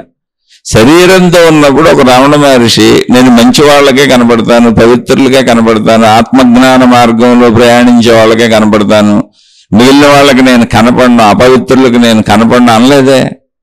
పోనీ కనీసం అపవిత్రులతో నేను మాట్లాడినా నాకు దగ్గరికి కూడా రావద్దు అనలేదే. ఎవరు వచ్చినా మాట్లాడారు, ఎవరికైనా కనపడ్డారు, ఎవరేమడిగితే సలహా చెప్పారు, ఎవరు వచ్చి కూర్చున్నా వద్దనలేదు, ఎవరు ఏమడిగినా వాళ్ళు తినే దాంట్లోంచి తీసి పెట్టారు. ఆ దొంగలకు పెట్టారు, మంచోళ్ళకు పెట్టారు. అసలు దొంగలో మంచోళ్ళు అని అడగలా. అది పాయింట్ అక్కడ. నీదే కులం, నీదే జాతి, నీ వృత్తి ఏంటి, నువ్వు మంచోడుగా, నువ్వు చెడ్డోడుగా, నువ్వు మంచిదానివా చెడ్డదానివా అని ఒక్క మహాత్ముడని ఎవరన్నా అడిగారా? లేదే. మరి శరీరంతో ఉన్నప్పుడే వాళ్ళకి తరతమ భేదాలు లేనప్పుడు, ఒకవేళ శరీరం వదిలేసినాక నిజంగా వాళ్ళకి రూపాలు ఉంటే దాక్కొని కొంతమందికి ఎందుకు కనపడతారండి? వాళ్ళందరూ మీ చెవిలో పువ్వులు పెడుతున్నారు, పెద్ద పెద్ద క్యాలీఫ్లవర్లు పెడుతున్నారు, మీరు నమ్ముతున్నారు. అయితే నమ్మండి, మీ ఇష్టం అది. కానీ విజ్ఞానాన్ని ఉపయోగించండి. శరీరం ధరించి భూమి మీదకి వచ్చి జీవించి మహనీయులుగా, మహాత్ములుగా, అనంతాత్మశక్తి స్వరూపులుగా బోధలు కూడా చేసి వెళ్ళినటువంటి మహాత్ములు ఎందుకయ్యా శరీరంతో వచ్చావండి బోధలు చేద్దామని కూర్చొని బోధలు చేసి చెప్పారు. పాపం 70-80 ఏళ్ళు మనలాగా బాధలు పడ్డారు, ఎన్నో తిన్నారు. ఈ శరీరంతో ఉండవంటి మాటల. అంటే ఈ మాట ఎందుకు చెబుతున్నానంటే, ఒక రమణ భగవానుల్ని ఒక అతను అడిగాడు కూడా, అయ్యా మీరు ఎందుకు ఊరికనే ఇక్కడ కూర్చుంటారు, గోచిపెట్టుకు ఇక్కడ కూర్చుంటారు, మీ దగ్గర ఎంతో జ్ఞానం ఉంది, మీ దగ్గర ఎంతో శక్తి ఉంది, ఎంతో మంది ప్రపంచవ్యాప్తంగా మీ దగ్గరికి వస్తున్నారు, మీరు ఊరికి ఇలా ఇక్కడ కూర్చోపోతే చక్కగా వెళ్ళి మీరు కూడా ప్రచారకుల్లాగా బోల్డ్ మంది ప్రచారాలు చేస్తూ తిరుగుతూ ఉంటారు కదా ప్రపంచం అంతా. మీరు కూడా అలా ప్రపంచం అంతా తిరిగి మీరే చక్కగా సభలు పెట్టి వేదికలు పెట్టి మీ జ్ఞానబోధ చేస్తే ప్రజలందరికీ అందుద్దు కదా, అలా చెప్పొచ్చు కదా వెళ్ళని అడిగాడు. ఆయన పాపం చిరునవ్వు నవ్వి ఊరుకున్నారు. ఆయన మనం ఊరుకోగా అజ్ఞానం ఊరుకోదుగా, చనువిస్తే సంకనెక్కేడని సామెత ఉంటుంది. ఆ టైపులో అడుగుతూనే ఉన్నాడు. అయితే ఆయన అడగనించి ఒక మాట చెప్పారు. నాయన, నేను ఏమీ చేయటం లేదని ఎందుకు అనుకుంటున్నావు అంటే దాని తర్వాత ఇంకా వాడు ఇంకొంచెం ముందుకెళ్ళాడు. అది చెప్పుకోవాలి. ఏమన్నాడంటే, ఒకవేళ మీకు అలా తిరగటం ఇష్టం లేకపోతే, అంటే ప్రపంచం అంతా తిరిగి చెప్పడం ఇష్టం లేకపోతే ఓ పని చేయండి, మీ శక్తులన్నీ నాకు ఇచ్చేయండి, మీ జ్ఞానం అంతా నాకు ఇచ్చేయండి. మీలో ఉన్న శక్తులు, మహిమలు, మాయలు, అద్భుతాలు, జ్ఞానం మొత్తం, ఆత్మజ్ఞానం అన్నీ నాకు ఇచ్చేయండి, నేను వెళ్ళి చెప్పొస్తాను అందరికీ అన్నాడు. అంటే మనం ఇలాగే భావించుకుంటాం, అది ఒక పండు తీసేసుకుందాం, వాళ్ళ దగ్గర శక్తులు ఉన్నాయి, ట్రాన్స్ఫర్ చేయొచ్చు, ఎందుకని బయలుదేరారుగా శక్తిపాతాలు చేస్తామని. సిద్ధ గురువులు, బుద్ధ గురువులు ఎంతమంది బయలుదేరారు చూడండి. ఏదో చేసేస్తామని చెబుతారు వీళ్ళు. మొత్తం మేము అసలు ఇంతకీ గురువులు అంటే ఒక భయం పట్టుకుంది. మీరు జాగ్రత్తగా ఆలోచిస్తే మీకు కూడా భయం వేస్తుంది. ఈ పరంపరలో నిజాయితీ పరులు ఎవరో చెడ్డోళ్ళు ఎవరో తెలీదు. ఎంత భయం అంటే అసలు వాళ్ళు మీరేమీ చేయొద్దు మేము చెబుతామంటారు. మీకు రూల్స్ పెడతాం, మీకు రెగ్యులేషన్స్ పెడతాం, మీకు పద్ధతులు పెడతాం, మీరు అవి పాటించేయండి, మీకు గుళ్ళు కొట్టిచ్చేస్తాం, ఈ డ్రెస్సులు ఇచ్చేస్తాం, ఈ వేసుకు తిరగండి, మీకు బ్రాండ్ నేమ్ పెడతాం, అమ్మా బ్రాండ్ వేసుకు తిరగండి, ప్రచారం చేయండి. నువ్వు మాత్రం నీ బుర్రతో ఆలోచించొద్దు, మా బుర్రతో ఆలోచించి అన్ని చెబుతాం. నేను చెప్పిన ప్రకారం నువ్వు నడుచుకో, రూల్స్ రెగ్యులేషన్స్ అన్ని మేము తయారు చేసేస్తాం, పుస్తకాలు, గ్రంథాలు. ఆ ప్రకారం మీరు మానవాళ్ళంతా జీవించేసేయండి. ఏమన్నా అర్థం ఉందండి? అప్పుడు ఎందుకండి సృష్టి అందరికీ తలకాయ ఇవ్వటం? అసలు ఇప్పుడు గురువులు, ఈ మాతాజీలు, ఈ విధానాలంటేనే భయం పట్టుకుంది. అసలు మనిషిని జంతువుని కింద ఇళ్లే చేసేస్తున్నారు. నువ్వు ఆలోచించొద్దు అని. చాలా ప్రమాదకరమైన స్థితిలో ఉంది మానవాళ్ళు ఇప్పుడు. ఇందులో ఎవరో పాపం మహనీయులు, ఇప్పుడు రమణ మహర్షి ఉన్నాడు, పాప మహానుభావుడు ఏమన్నాడు తెలుసా? ఆయన దగ్గరికి వచ్చిన వాళ్ళందరికీ నాయన ఎన్నో అడిగారు కోరికలు, అయ్యి బాధలు, కష్టాలు, ఎన్ని చెప్పినా ఆయన చెప్పింది ఒకటి, నిన్ను నువ్వు తెలుసుకో. నువ్వు తెలుసుకుంటే అసలు మా బోటోళ్ళతో పని లేదు, ఎందుకయ్యా మా చుట్టూ తిరుగుతారని కూడా చెప్పారు. నిజాయితీ పరులు అలా ఉంటారు. ఆయన ఎదుటవాడిలో ఆలోచన మేల్కొల్పారు. నువ్వు ఆలోచించడం నేర్చుకో, నీకు బుర్ర ఉంది కదా, నీ కళ్ళతో నువ్వు చూస్తున్నావు, నువ్వు చెవులతో నువ్వు వింటున్నావు, మొత్తం నీ జీవితం అంతా నీ శరీరంతో నువ్వు జీవిస్తున్నావు, నీ పంచేంద్రియాలతో అనుభవిస్తున్నావు. అప్పుడు నీ జ్ఞానంతో నువ్వు ఆలోచించవచ్చు కదా. ఒకవేళ నువ్వు ఆలోచించట్లేదు, నిన్ను జంతువుని చేయకూడదు, నేను గురువుగానో, ఒక మాతాజీగానో, ఒక మహానుభావుడుగానో, ఏదైనా ఒక ఉన్నత స్థానానికి వెళ్ళినప్పుడు నీలో జ్ఞానాన్ని నేను పెంచాలి, నువ్వు జ్ఞానాన్ని ఆలోచించేలా జ్ఞానంతో చేయాలి నేను నిన్ను. నీలో జ్ఞాన మేలుకొలుపు జరగాలి. మరి ఇప్పుడు ఏం జరుగుతుందో చూడండి. చూసి అలా జ్ఞాన మేలుకొలుపు జరుగుతుంటే వాళ్ళందరూ మంచోళ్ళని ముందే చెబుతున్నారు. లేదు మేమే ఆలోచించేసి రూల్స్ బుక్లన్నీ తయారు చేసేస్తాం, రెగ్యులేషన్స్ తయారు చేసేస్తాం, మీరు ఎలా జీవించాలో చెప్పేస్తాం, ఏం కట్టుకోవాలో చెప్పేస్తాం, ఎన్నింటికి లేవాలి, ఎప్పుడు పడుకోవాలి, ఏం తినాలి, ఎలా ఉండాలి, మొత్తం మేము చెప్పేసి బుక్ తయారు చేసేస్తాం. మీ జీవితం మొత్తం దాన్ని పాటించుకుంటే మీరు ఈ పుస్తకాలు కొనుక్కొని మాకు డబ్బులు ఇచ్చి, మీ సేవలు ఇచ్చి, మీ డొనేషన్లు ఇచ్చి, మా జ్ఞానాన్ని మీకు ఇస్తున్నాం కాబట్టి మీరు మాకు సమస్తము, మళ్ళీ భౌతిక విషయాలన్నీ మాకు ఇచ్చి, లగ్జరీస్ అన్ని మాకు ఇవ్వండి, జ్ఞానం మీకు అమ్ముతాం మేము. మీరు ఆలోచించకండి. మెయిన్ ప్రాబ్లం అక్కడ వచ్చింది. అసలు మీరు ఆలోచించకండి మేము చెప్పేస్తామని. నువ్వు ఆలోచించకపోతే ఎలా పొందుతావు? అసలు శరీర నిర్మాణమే నువ్వు ఆలోచించేలా ఉంది. నేను తలకొట్టుకునేది అదే. శరీరము అనుభవించడానికి కాదు, శరీరము భోగించడానికి కాదు, శరీరం భోగ వస్తువు కాదు. ఇలా భోగించుట ద్వారా, అనుభవించుట ద్వారా, పొందుట ద్వారా, పొంది అనుభవించుట ద్వారా, అనుభవం తర్వాత అది ఆఖరగా జ్ఞానముగా మిగిలిపోతున్నది. అప్పుడు అలా అనుభవించిన మనిషి జ్ఞానము దాకా ఏదో ఒక రోజుకి వెళ్తాడు. తనలోనేగా జ్ఞానముగా మిగిలిపోతుంది, ప్రాణశక్తిలో కలిసి. అప్పుడు జ్ఞానముతో జ్ఞానమును గ్రహించవచ్చు అనే జ్ఞాన ఎరుక కలుగుద్ది. ఆ జ్ఞాన ఎరుక కలిగినప్పుడు మనిషి తనలోని జ్ఞాన సంపదను తానే వినియోగిస్తూ తన జ్ఞానాన్ని తానే తెలుసుకుని తాను అనంత ఆత్మశక్తి స్వరూపుడునని తెలుసుకుంటాడు. ఆ శక్తి యొక్క తత్వమే జ్ఞానము, శక్తి యొక్క లక్షణమే జ్ఞానము. ఆ జ్ఞాన జిజ్ఞాస నీకు కలిగే వరకు నీలో ఉన్న జ్ఞానాన్ని నువ్వు గుర్తించడానికి అనువుగా నీ శరీరం అన్నింటినీ కోరుకుంటూ ప్రయత్నించు, పొందు, అనుభవించు అని చెబుతానే ఉంటుంది. ఎందుకని అనుభవం జ్ఞానం అవుతుంది. అనుభవం నుంచి జ్ఞానానికి వెళ్తావు. అందుకే మూలానికి వెళ్ళు, మూలానికి వెళ్ళు, మూలానికి వెళ్ళు అని చెబుతారు. నీ మూలము జ్ఞానము. జ్ఞానముతో జ్ఞానాన్ని పట్టుకోవాలి. శక్తి ఇంద్రియములకు అందేలా లేదు. ఇక్కడ మనం చాలా జాగ్రత్తగా గ్రహించి తెలుసుకోవాలి ఈ విషయం. శక్తి ఇంద్రియములకు అందేలా లేదు అంటే అర్థం ఏంటి? శరీరంతో శక్తిని పట్టుకోలేము, కానీ శక్తిని పట్టుకోవచ్చు, జ్ఞానంతో పట్టుకోవచ్చు. ఏ జ్ఞానం? మనలో ఉన్న జ్ఞానమే. మనలో జ్ఞానం ఏంటి? మనం శరీరంతో పొందినవన్నీ అనుభవం తర్వాత జ్ఞానంగా మనలో మిగిలిపోతున్నాయి. మళ్ళీ మనం జ్ఞానాన్నే ఉపయోగించి శరీరంతో బయటకు వెళ్ళి మళ్ళీ పదార్థాలను తెచ్చుకుంటున్నాం. జ్ఞాన ప్రక్రియ ఒకటి మనలో సాగుతుంది. ఇంద్రియముల వలన, శరీరము వలన, శరీరమునకు అవసరములు ఉండటం వలన, ఇంద్రియమునకు అవసరములు ఉండటం వలన. అందుకని అలా అవసరములతో కూడిన గ్రహించగలిగినటువంటి శరీరమును సృష్టి మనిషికి ఇచ్చింది. అందులో జ్ఞాన కూర్పు ఉంది. ఆఖరికి అది జ్ఞానం అయిపోతూ ఉంటుంది. అనుభవం జ్ఞానం అయిపోతూ ఉంటుంది. మళ్ళీ జ్ఞానం కదుపుతూ ఉంటుంది. మొత్తం జ్ఞాన ప్రక్రియ అర్థమవుతూ ఉంటుంది లోపలికి వెళ్ళి చూసుకుంటే మనం. అలా జ్ఞాన ప్రక్రియని గ్రహించగలిగిన స్థితికి మనిషి వస్తాడు. అలా రావాలి, ఎందుకంటే మూలం జ్ఞానమే ఉంది. అలా వచ్చే వరకు మనిషి శరీరంతో ఆడుకుంటానే ఉంటాడు. శరీర నిర్మాణం జ్ఞానమునకు అనుకూలముగా తయారు చేయబడింది. ఆ జ్ఞానము చేత నేను జ్ఞానము అనేటువంటి ఆ జ్ఞాన శక్తిని నువ్వు తెలుసుకుంటావు. జ్ఞానశక్తి ఎవరో కాదు, జ్ఞానమే. జ్ఞానం వేరు కాదు, శక్తి వేరు కాదు. అందుకే మహాత్ములు ఈ అనుభవం పొందిన వాళ్ళు సత్యం, జ్ఞానం, అనంతం, బ్రహ్మ అన్నారు. ఏంటయ్యా అసలు సత్యం? నువ్వు ఏ సత్యాన్ని తెలుసుకుంటావు ఆఖరికి ఎన్ని బరువులు పెట్టి అంటే జ్ఞానము, నీలో ఉన్న జ్ఞానమే సత్యము.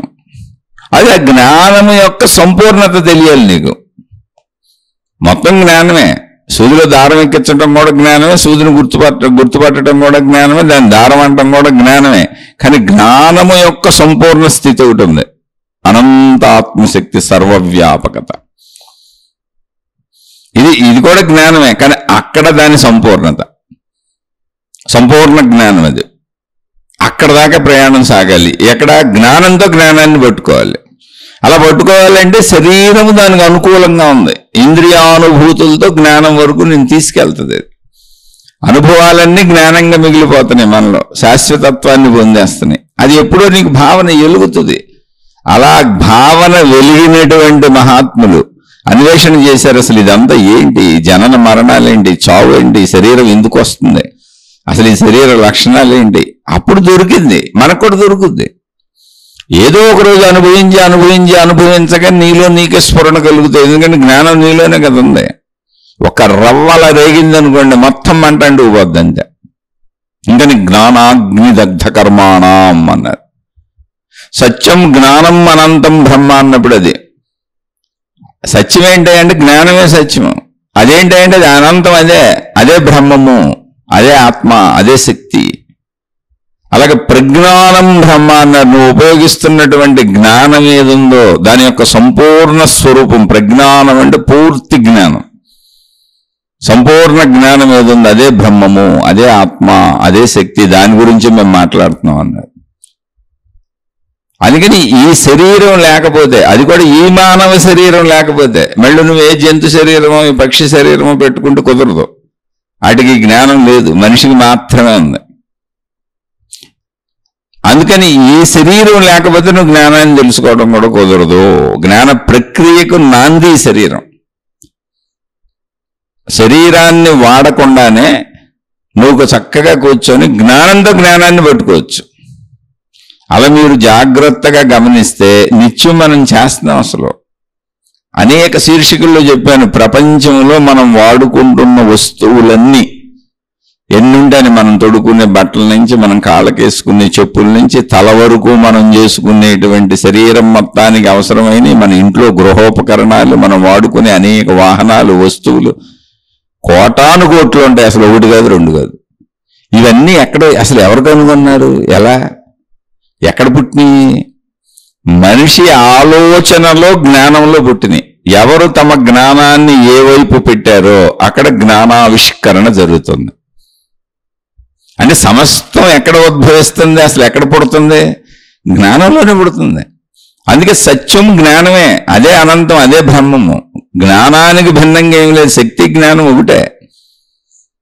ఇప్పుడు భౌతిక ఆవిష్కరణలన్నీ మనిషి ఎక్కడ చేశాడు? ఎన్ని మందులు ఎక్కడ కనుక్కున్నారు? ఎవరు కనుక్కున్నారు? మనిషి మెదడులో పుట్టినాయి, ఆలోచనలో పుట్టినాయి, జ్ఞానంలో పుట్టినాయి.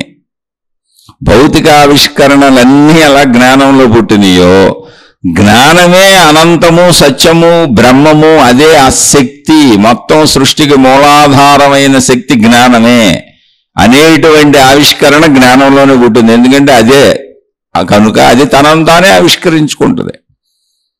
అయితే అదంతా జరగాలంటే నీకు శరీరం ఉండాలి. శరీరం లేనప్పుడు శక్తి ఏంటి అంటే ఆకాశ స్థితిలో ఉందంతే, శూన్యము వలే. శక్తే కానీ శూన్యం అనుకొని వెళ్ళిపోతాం. ఎందుకని అక్కడ గ్రహించడానికి అనువైంది ఏం లేదు అందులో. అందుకని నీ మానవ శరీరము అత్యుత్తమమైనది. శక్తిని పొందాలంటే శరీరం ఉండాల్సిందే. శరీరము లేని శక్తి ఆకాశము వలె ఉంటుంది, నిరుపయోగము. అంటే కరెంట్ ఉంది కానీ నీకు ఫ్యాన్ లేదు, బల్బు లేదు, కరెంటును ఉపయోగించుకుని ఏ వస్తువు లేదు. ఏం చేస్తావు ఇప్పుడు? కరెంటు ఉన్న ఉపయోగం ఏముంది నీకు? నీ ఇంటి ముందు వైర్లు వెళ్ళిపోతున్నాయి, నీ ఇంటికో మీటర్ వేశారు, కానీ ఆ కరెంటుతో ఉపయోగించుకునే ఏ వస్తువు నీ ఇంట్లో లేదు. ఇప్పుడు కరెంటు ఉన్నా నీకు ఉపయోగం లేదు, ఎందుకంటే దానికి వస్తువు ఉండాలి. కరెంటు ఉంది, వస్తువు లేదు, ఉపయోగం లేదు. అలాగే శరీరము లేని శక్తి నిరుపయోగము, ఉన్నట్టు తెలీదు. శరీరం లేనప్పుడు శక్తి ఉన్నా ఉన్నట్టు తెలీదు. అలాగే శక్తి లేని శరీరం నిరుపయోగం. వస్తువులు ఉన్నాయి, కరెంట్ లేదు. ఇల్లంతా వస్తువులు పెట్టేసుకున్నాం కానీ కరెంట్ కనెక్షన్ ఇవ్వలేదు ఇంకా గవర్నమెంట్ వారు. ఏంటి ఉపయోగమే ఉంది? మన ఇంటి వైపు కరెంట్ రావట్లేదు అసలు. అలాగే మన శరీరం ఉంది, ప్రాణం లేదు, శక్తి లేదు, నిరుపయోగం. శరీరము శక్తుల కలయిక మనిషి.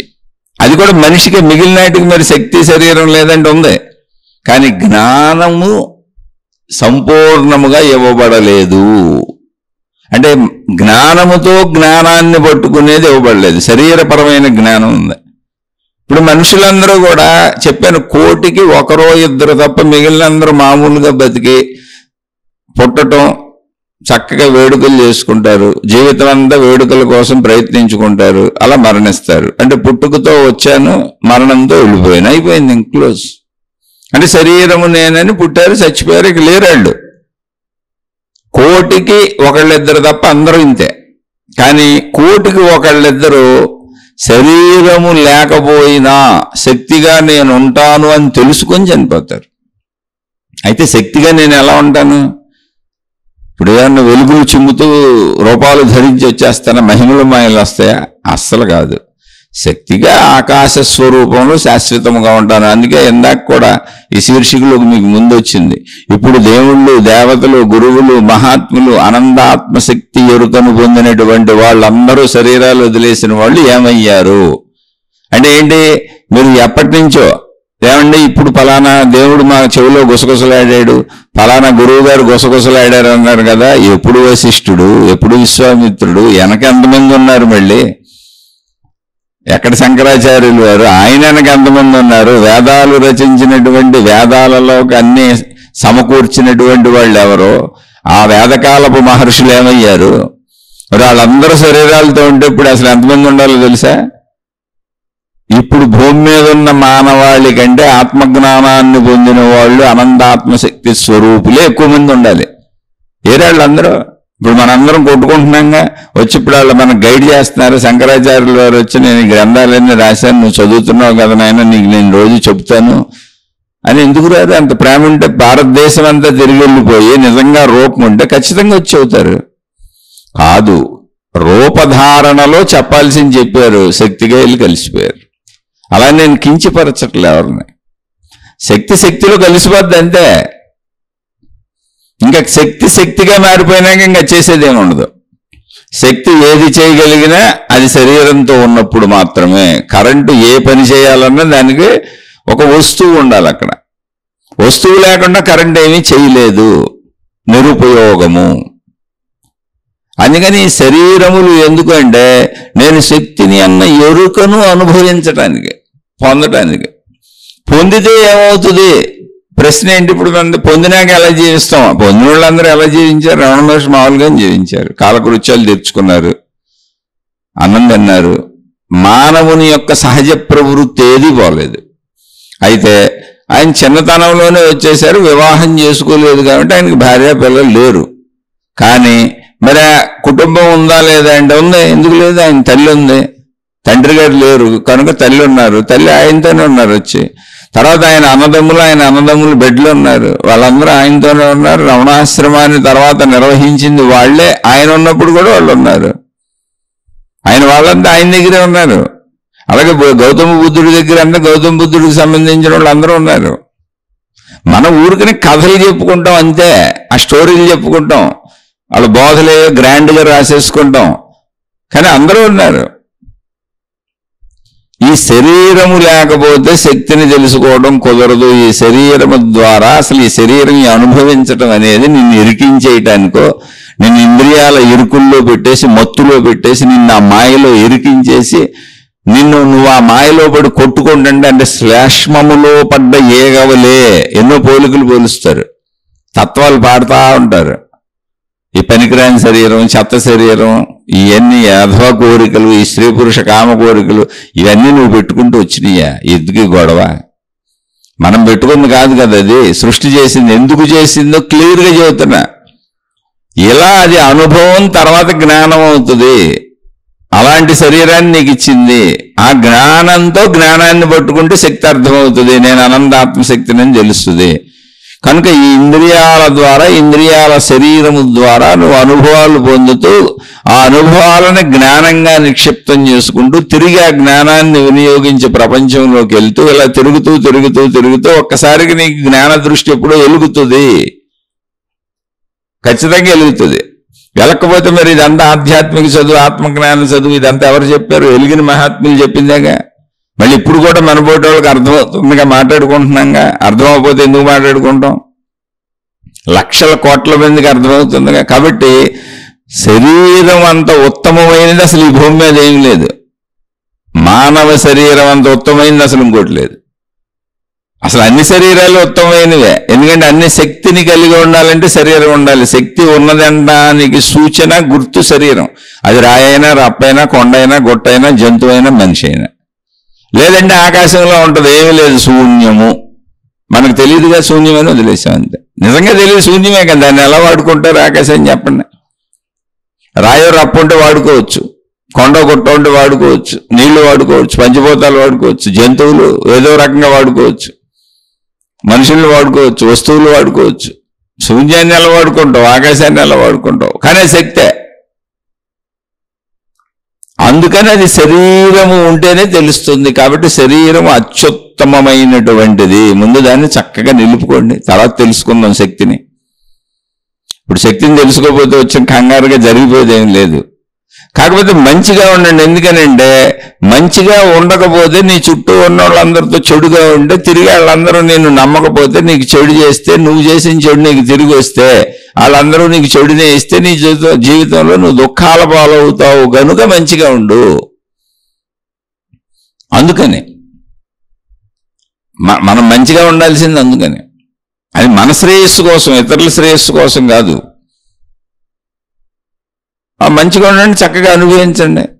అలా అనుభవించిందంతా జ్ఞానంగా వెళ్ళిపోద్ది, జ్ఞానంగా మారిపోద్ది. మళ్ళీ జ్ఞానంతో ప్రయత్నిస్తారు. అలా జ్ఞానంగా మలుచుకుంటూ, జ్ఞానంతో ప్రయత్నిస్తూ, జ్ఞానంగా మలుచుకుంటూ, జ్ఞానంతో ప్రయత్నిస్తూ ఎప్పుడోప్పటికి జ్ఞానాగ్ని రాజుకుంటుంది. అలా రాజుకున్నాక ఇప్పుడు చూడండి, మనం వింటున్నాం, మనం చెప్పుకుంటున్నాం, వింటున్నాం. మనకు శరీరాలే ఉన్నాయి, కానీ మనకి జ్ఞానంతో అర్థమవుతుంది. చూడండి, ఎందుకని అర్థమవుతుంది? శరీరంతో జీవించేశాం కాబట్టి లోపల అది జ్ఞానంగా మనసుగా ఉందని మనం చెప్పుకున్న విషయాలన్నీ ఆ జ్ఞానంగా మారుతున్నాయి. కాబట్టి ఆ ఉదాహరణలు చెప్పుకున్నప్పుడు శరీరంతో సంబంధం లేకుండా జ్ఞానంగా మార్చుకునేటువంటి ప్రక్రియ మనలో ఉందని మనకు అర్థమవుతుంది. అందుకని మనం ధ్యానం చేయగలం, తపస్సు చేయగలం, శరీరాన్ని ఉపయోగించకుండా మన లోపలికి వెళ్ళి మనం చూసుకోగలం, మనం పరిశీలించుకోగలం, మనం మార్చుకోగలం, మనలో గుణమార్పు చేసుకోగలం, చెడు పోగొట్టుకోగలం. మొత్తంగా భావరూపంగా ఇంద్రియములతో సంబంధం లేకుండా లోపల బోల్డ్ ప్రక్రియలు చేసుకోగలం.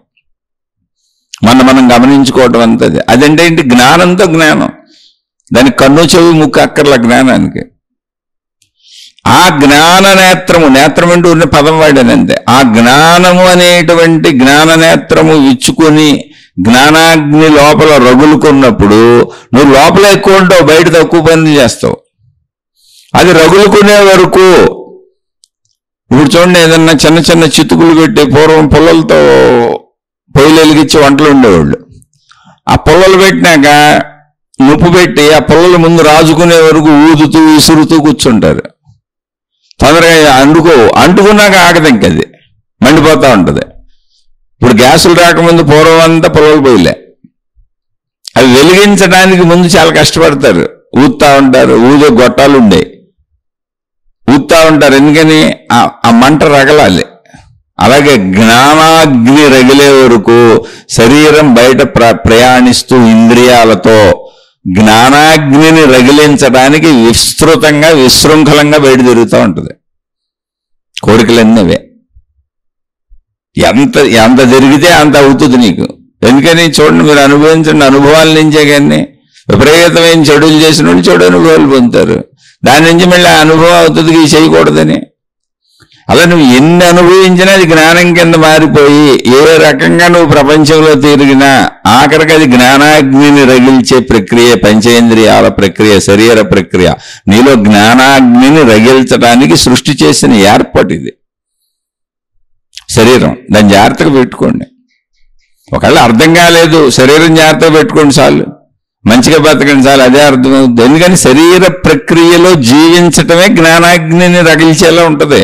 నువ్వేం కొత్తగా చేయక్కర్లా. ఇప్పుడు అర్థమవుతుంది అంటే కొంచెం జ్ఞానాగ్ని ఎక్కడో కొద్దిగా అంటుకుంది. ఇప్పుడు ఆ పొలాల పోయి ఊదినట్టు ఊదుకుంటూ అభ్యాసం చేసుకుంటూ దాన్ని నిరంతరం శ్రవణం చేస్తూ మననం చేస్తూ లోపల కూర్చున్న వాళ్ళకి అది ఒక పెద్ద మంట కింద అయిపోద్ది. ఇప్పుడు ఈ లోపల అది కొద్దిగా అంటుకుంది, పొగొస్తూ ఉంటుంది, మంట రాదు, ఊదుతూ ఉంటాం, విసురుతూ ఉంటాం. అదే మనం శ్రవణ మనన నిధిధ్యాసలని రోజు చెప్పుకునే ప్రయత్నం. మీరు ఏమి చేయొద్దు, శరీరంతో మంచిగా బతకండి చాలు. శరీరంతో ఆహారం కోసం ప్రయత్నించడం, ధన సంపాదనకి వెళ్ళటం, పంచేంద్రియ కోరికలు తీర్చుకోవటం, వీటన్నింటి కోసం బతికే ప్రయత్నంలో మంచి చేయటం, చెడు చేయటం, ఆ చెడు చేసిన ఫలితాలు తిరిగి అనుభవించడం. మళ్ళీ చెడు చేసినాక ఊరికి ఎందుకు పోతుంది? ఆ చెడు చేసిన కర్మలు మళ్ళీ అనుభవించడం, బాధలు పడటం, దుఃఖాలు పడటం, లేదా మంచి చేసి మంచి పనులు మళ్ళీ మంచి ఫలితాలు అనుభవించడం, మళ్ళీ అవి తిరిగి మంచి అయినా అనుభవించాలి, చెడు అయినా అనుభవించాలి. ఇలా అనుభవాలన్నీ జ్ఞానాలు అయిపోవటం. ఇలా మొత్తం శరీర ప్రక్రియలన్నీ జీవిస్తూ జ్ఞానాగ్నిని రగల్చడానికి ప్రయత్నిస్తుంది శరీరం. ప్రతి మనిషిలో జ్ఞానాగ్ని రగులుకోవటానికి శరీరం జీవితం అనే ప్రయాణం జీవించుకుంటూ వెళ్తుంది. అది జ్ఞానాగ్నిని రగిల్చే ప్రక్రియ. కాబట్టి శరీరాన్ని అంత ఈజీగా అటు తీసేస్తారు మీరు. తెలిసి తెలియని వాళ్ళు చెప్పినవన్నీ పాటించబాకండి. మీకు ఇప్పుడు కూడా నేను చెప్పింది కూడా నమ్మకండి, నిజమే కదా మీరే ఆలోచించండి. ఇది తుచ్చమైన శరీరం, పనికిరాని శరీరం, పెళ్లిళ్ళు చేసుకోకుండా వదిలిపెట్టి వెళ్ళిపోండి, కుటుంబాలు వదిలిపెట్టి పారిపోండి. ఒకవేళ పెళ్లిళ్ళు చేసుకుంటే బంధాలు వదిలిపెట్టి పారిపోండి, తల్లిదండ్రులు పెళ్లిళ్ళు చేసుకోకపోతే తల్లిదండ్రులను వదిలిపెట్టి, అన్నదమ్ములను వదిలిపెట్టి, అక్క చెల్లెళ్ళని వదిలిపెట్టి పారిపోండి. ఎక్కడికి పారిపోతావు? ఎక్కడికి పారిపోయింది? నీ శరీరం ఉంది, నీ మనసు ఉంది. ఈ పారిపోయిన వాళ్ళందరూ ఎన్ని జన్మలు ఎత్తైనా మళ్ళీ అన్ని తీర్చుకోవాల్సిందే, తప్పదది కాదు. అసలు అక్కడే కూర్చొని అవన్నీ చేస్తూ ఉంటే జ్ఞానాగ్నిని రగల్ప చేయడానికి, మనలో జ్ఞానాగ్ని రగులుకోవటానికి అవసరంగా శరీరం అన్ని కదలికలు కదులుతుంది. సుఖమని, దుఃఖమని, ఇంద్రియాలని, కోరికలని, పరుగులు. ఎందుకంటే జ్ఞానాగ్ని బాగా రగల్చడానికి ప్రయత్నిస్తుంది. అది జ్ఞానాగ్ని రగలాలి. ఆ పొలాల పోయి ఉండేటప్పుడు చాలా విశ్వప్రయత్నాలు చేస్తారు, ముందు బాగా మండే వరకు. మండినాకేముంది, ఇంకేం వేసినా కాలిపోతాయి అందులో. ఒక్కసారి పొయ్యి అంటుకుందాం అనుకోండి, కొత్త పొలాలు తెచ్చి ఎన్ని పెట్టినా, ఎన్ని పెద్ద పొలాలు పెట్టినా పటపట పటపట కాలిపోతుంటాయి. అలాగే ఉండేవాళ్ళు పూర్వం. అలాగే నీలో జ్ఞానాగ్ని రగులుకునే వరకు శరీరంతో బయట తిరుగుతూ ఉంటావు.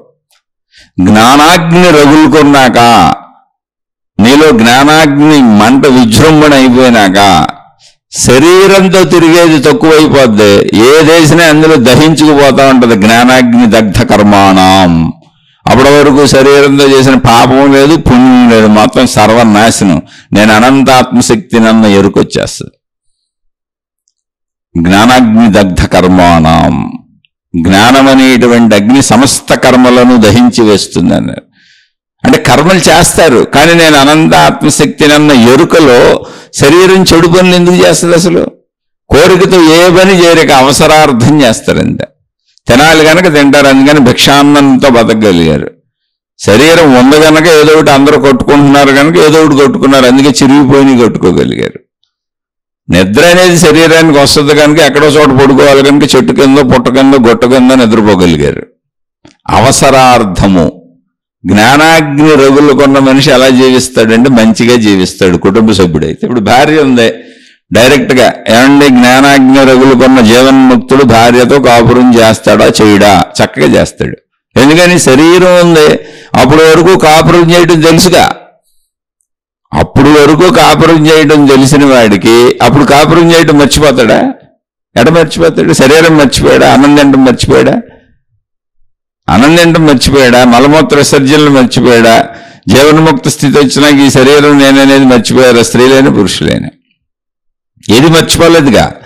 అలాగే భార్య ఉన్నప్పుడు కాపురం చేయడం కూడా తెలుసు కనుక, అయితే అది వరకు లాగా లాలస ఉండదు. శరీర సహజ స్పందన కలిగితే తీర్చుకుంటారు, లాలస ఉండదు. ఎప్పుడు భిక్షానంద ఎలా ఉన్నారో ఇది కూడా అంతే. భార్య ఉంటే కాపురం చేస్తారు, అంతే. పిల్లలుంటే పెంచుకుంటారు, అన్ని మామూలుగానే చేస్తారు, చెడు చెయ్యరు, లాలస ఉండదు, అంతే. సింపుల్. ఇది నేను అనంత ఆత్మశక్తి అనేది తెలియనప్పుడు పరిమిత భావన వలన, శరీరమే నేననే పరిమిత భావన వలన ఇప్పుడు మనం ఎలా జీవిస్తున్నాము, ఈ ప్రపంచంలో ఎన్ని చూస్తున్నాం, అనేక నేరాలు, ఘోరాలు, తప్పులు, మంచులు, చెడులు అన్నీ ఉన్నాయిగా. అలా జీవించుకుంటూ పోతారు. ఆ జ్ఞాన ఎప్పుడైతే శక్తి ఎరుక కలిగిందో పొరపాటును కూడా తప్పు చేయరు, కానీ మిగిలిన అన్ని అనుభవిస్తారు, మొత్తం అనిపిస్తారు. ఇప్పుడు రామచంద్రుడు 12 ఏళ్ళకే కదా ఆయనకి ఆత్మసాక్షాత్కారం అయిపోయింది. ఓ 13 ఏళ్ళకి తర్వాత కదా ఆయన వివాహం చేసుకుంది, తర్వాత కదా బోళ్ళు జరిగింది, రామాయణం అంతా తర్వాత కదా జరిగింది. ఆయన చక్కగా వివాహం చేసుకున్నారు, పిల్లల్ని కన్నారు. ఇప్పుడు ఈ ఆత్మజ్ఞాన గ్రంథాన్ని బోధించిన రాముల వారికి బోధించిన వశిష్ఠ మహర్షికి భార్య ఉంది, పిల్లలు ఉన్నారని చెప్పాక. మహాత్ములందరికీ భార్యలు పిల్లలు ఉన్నారు.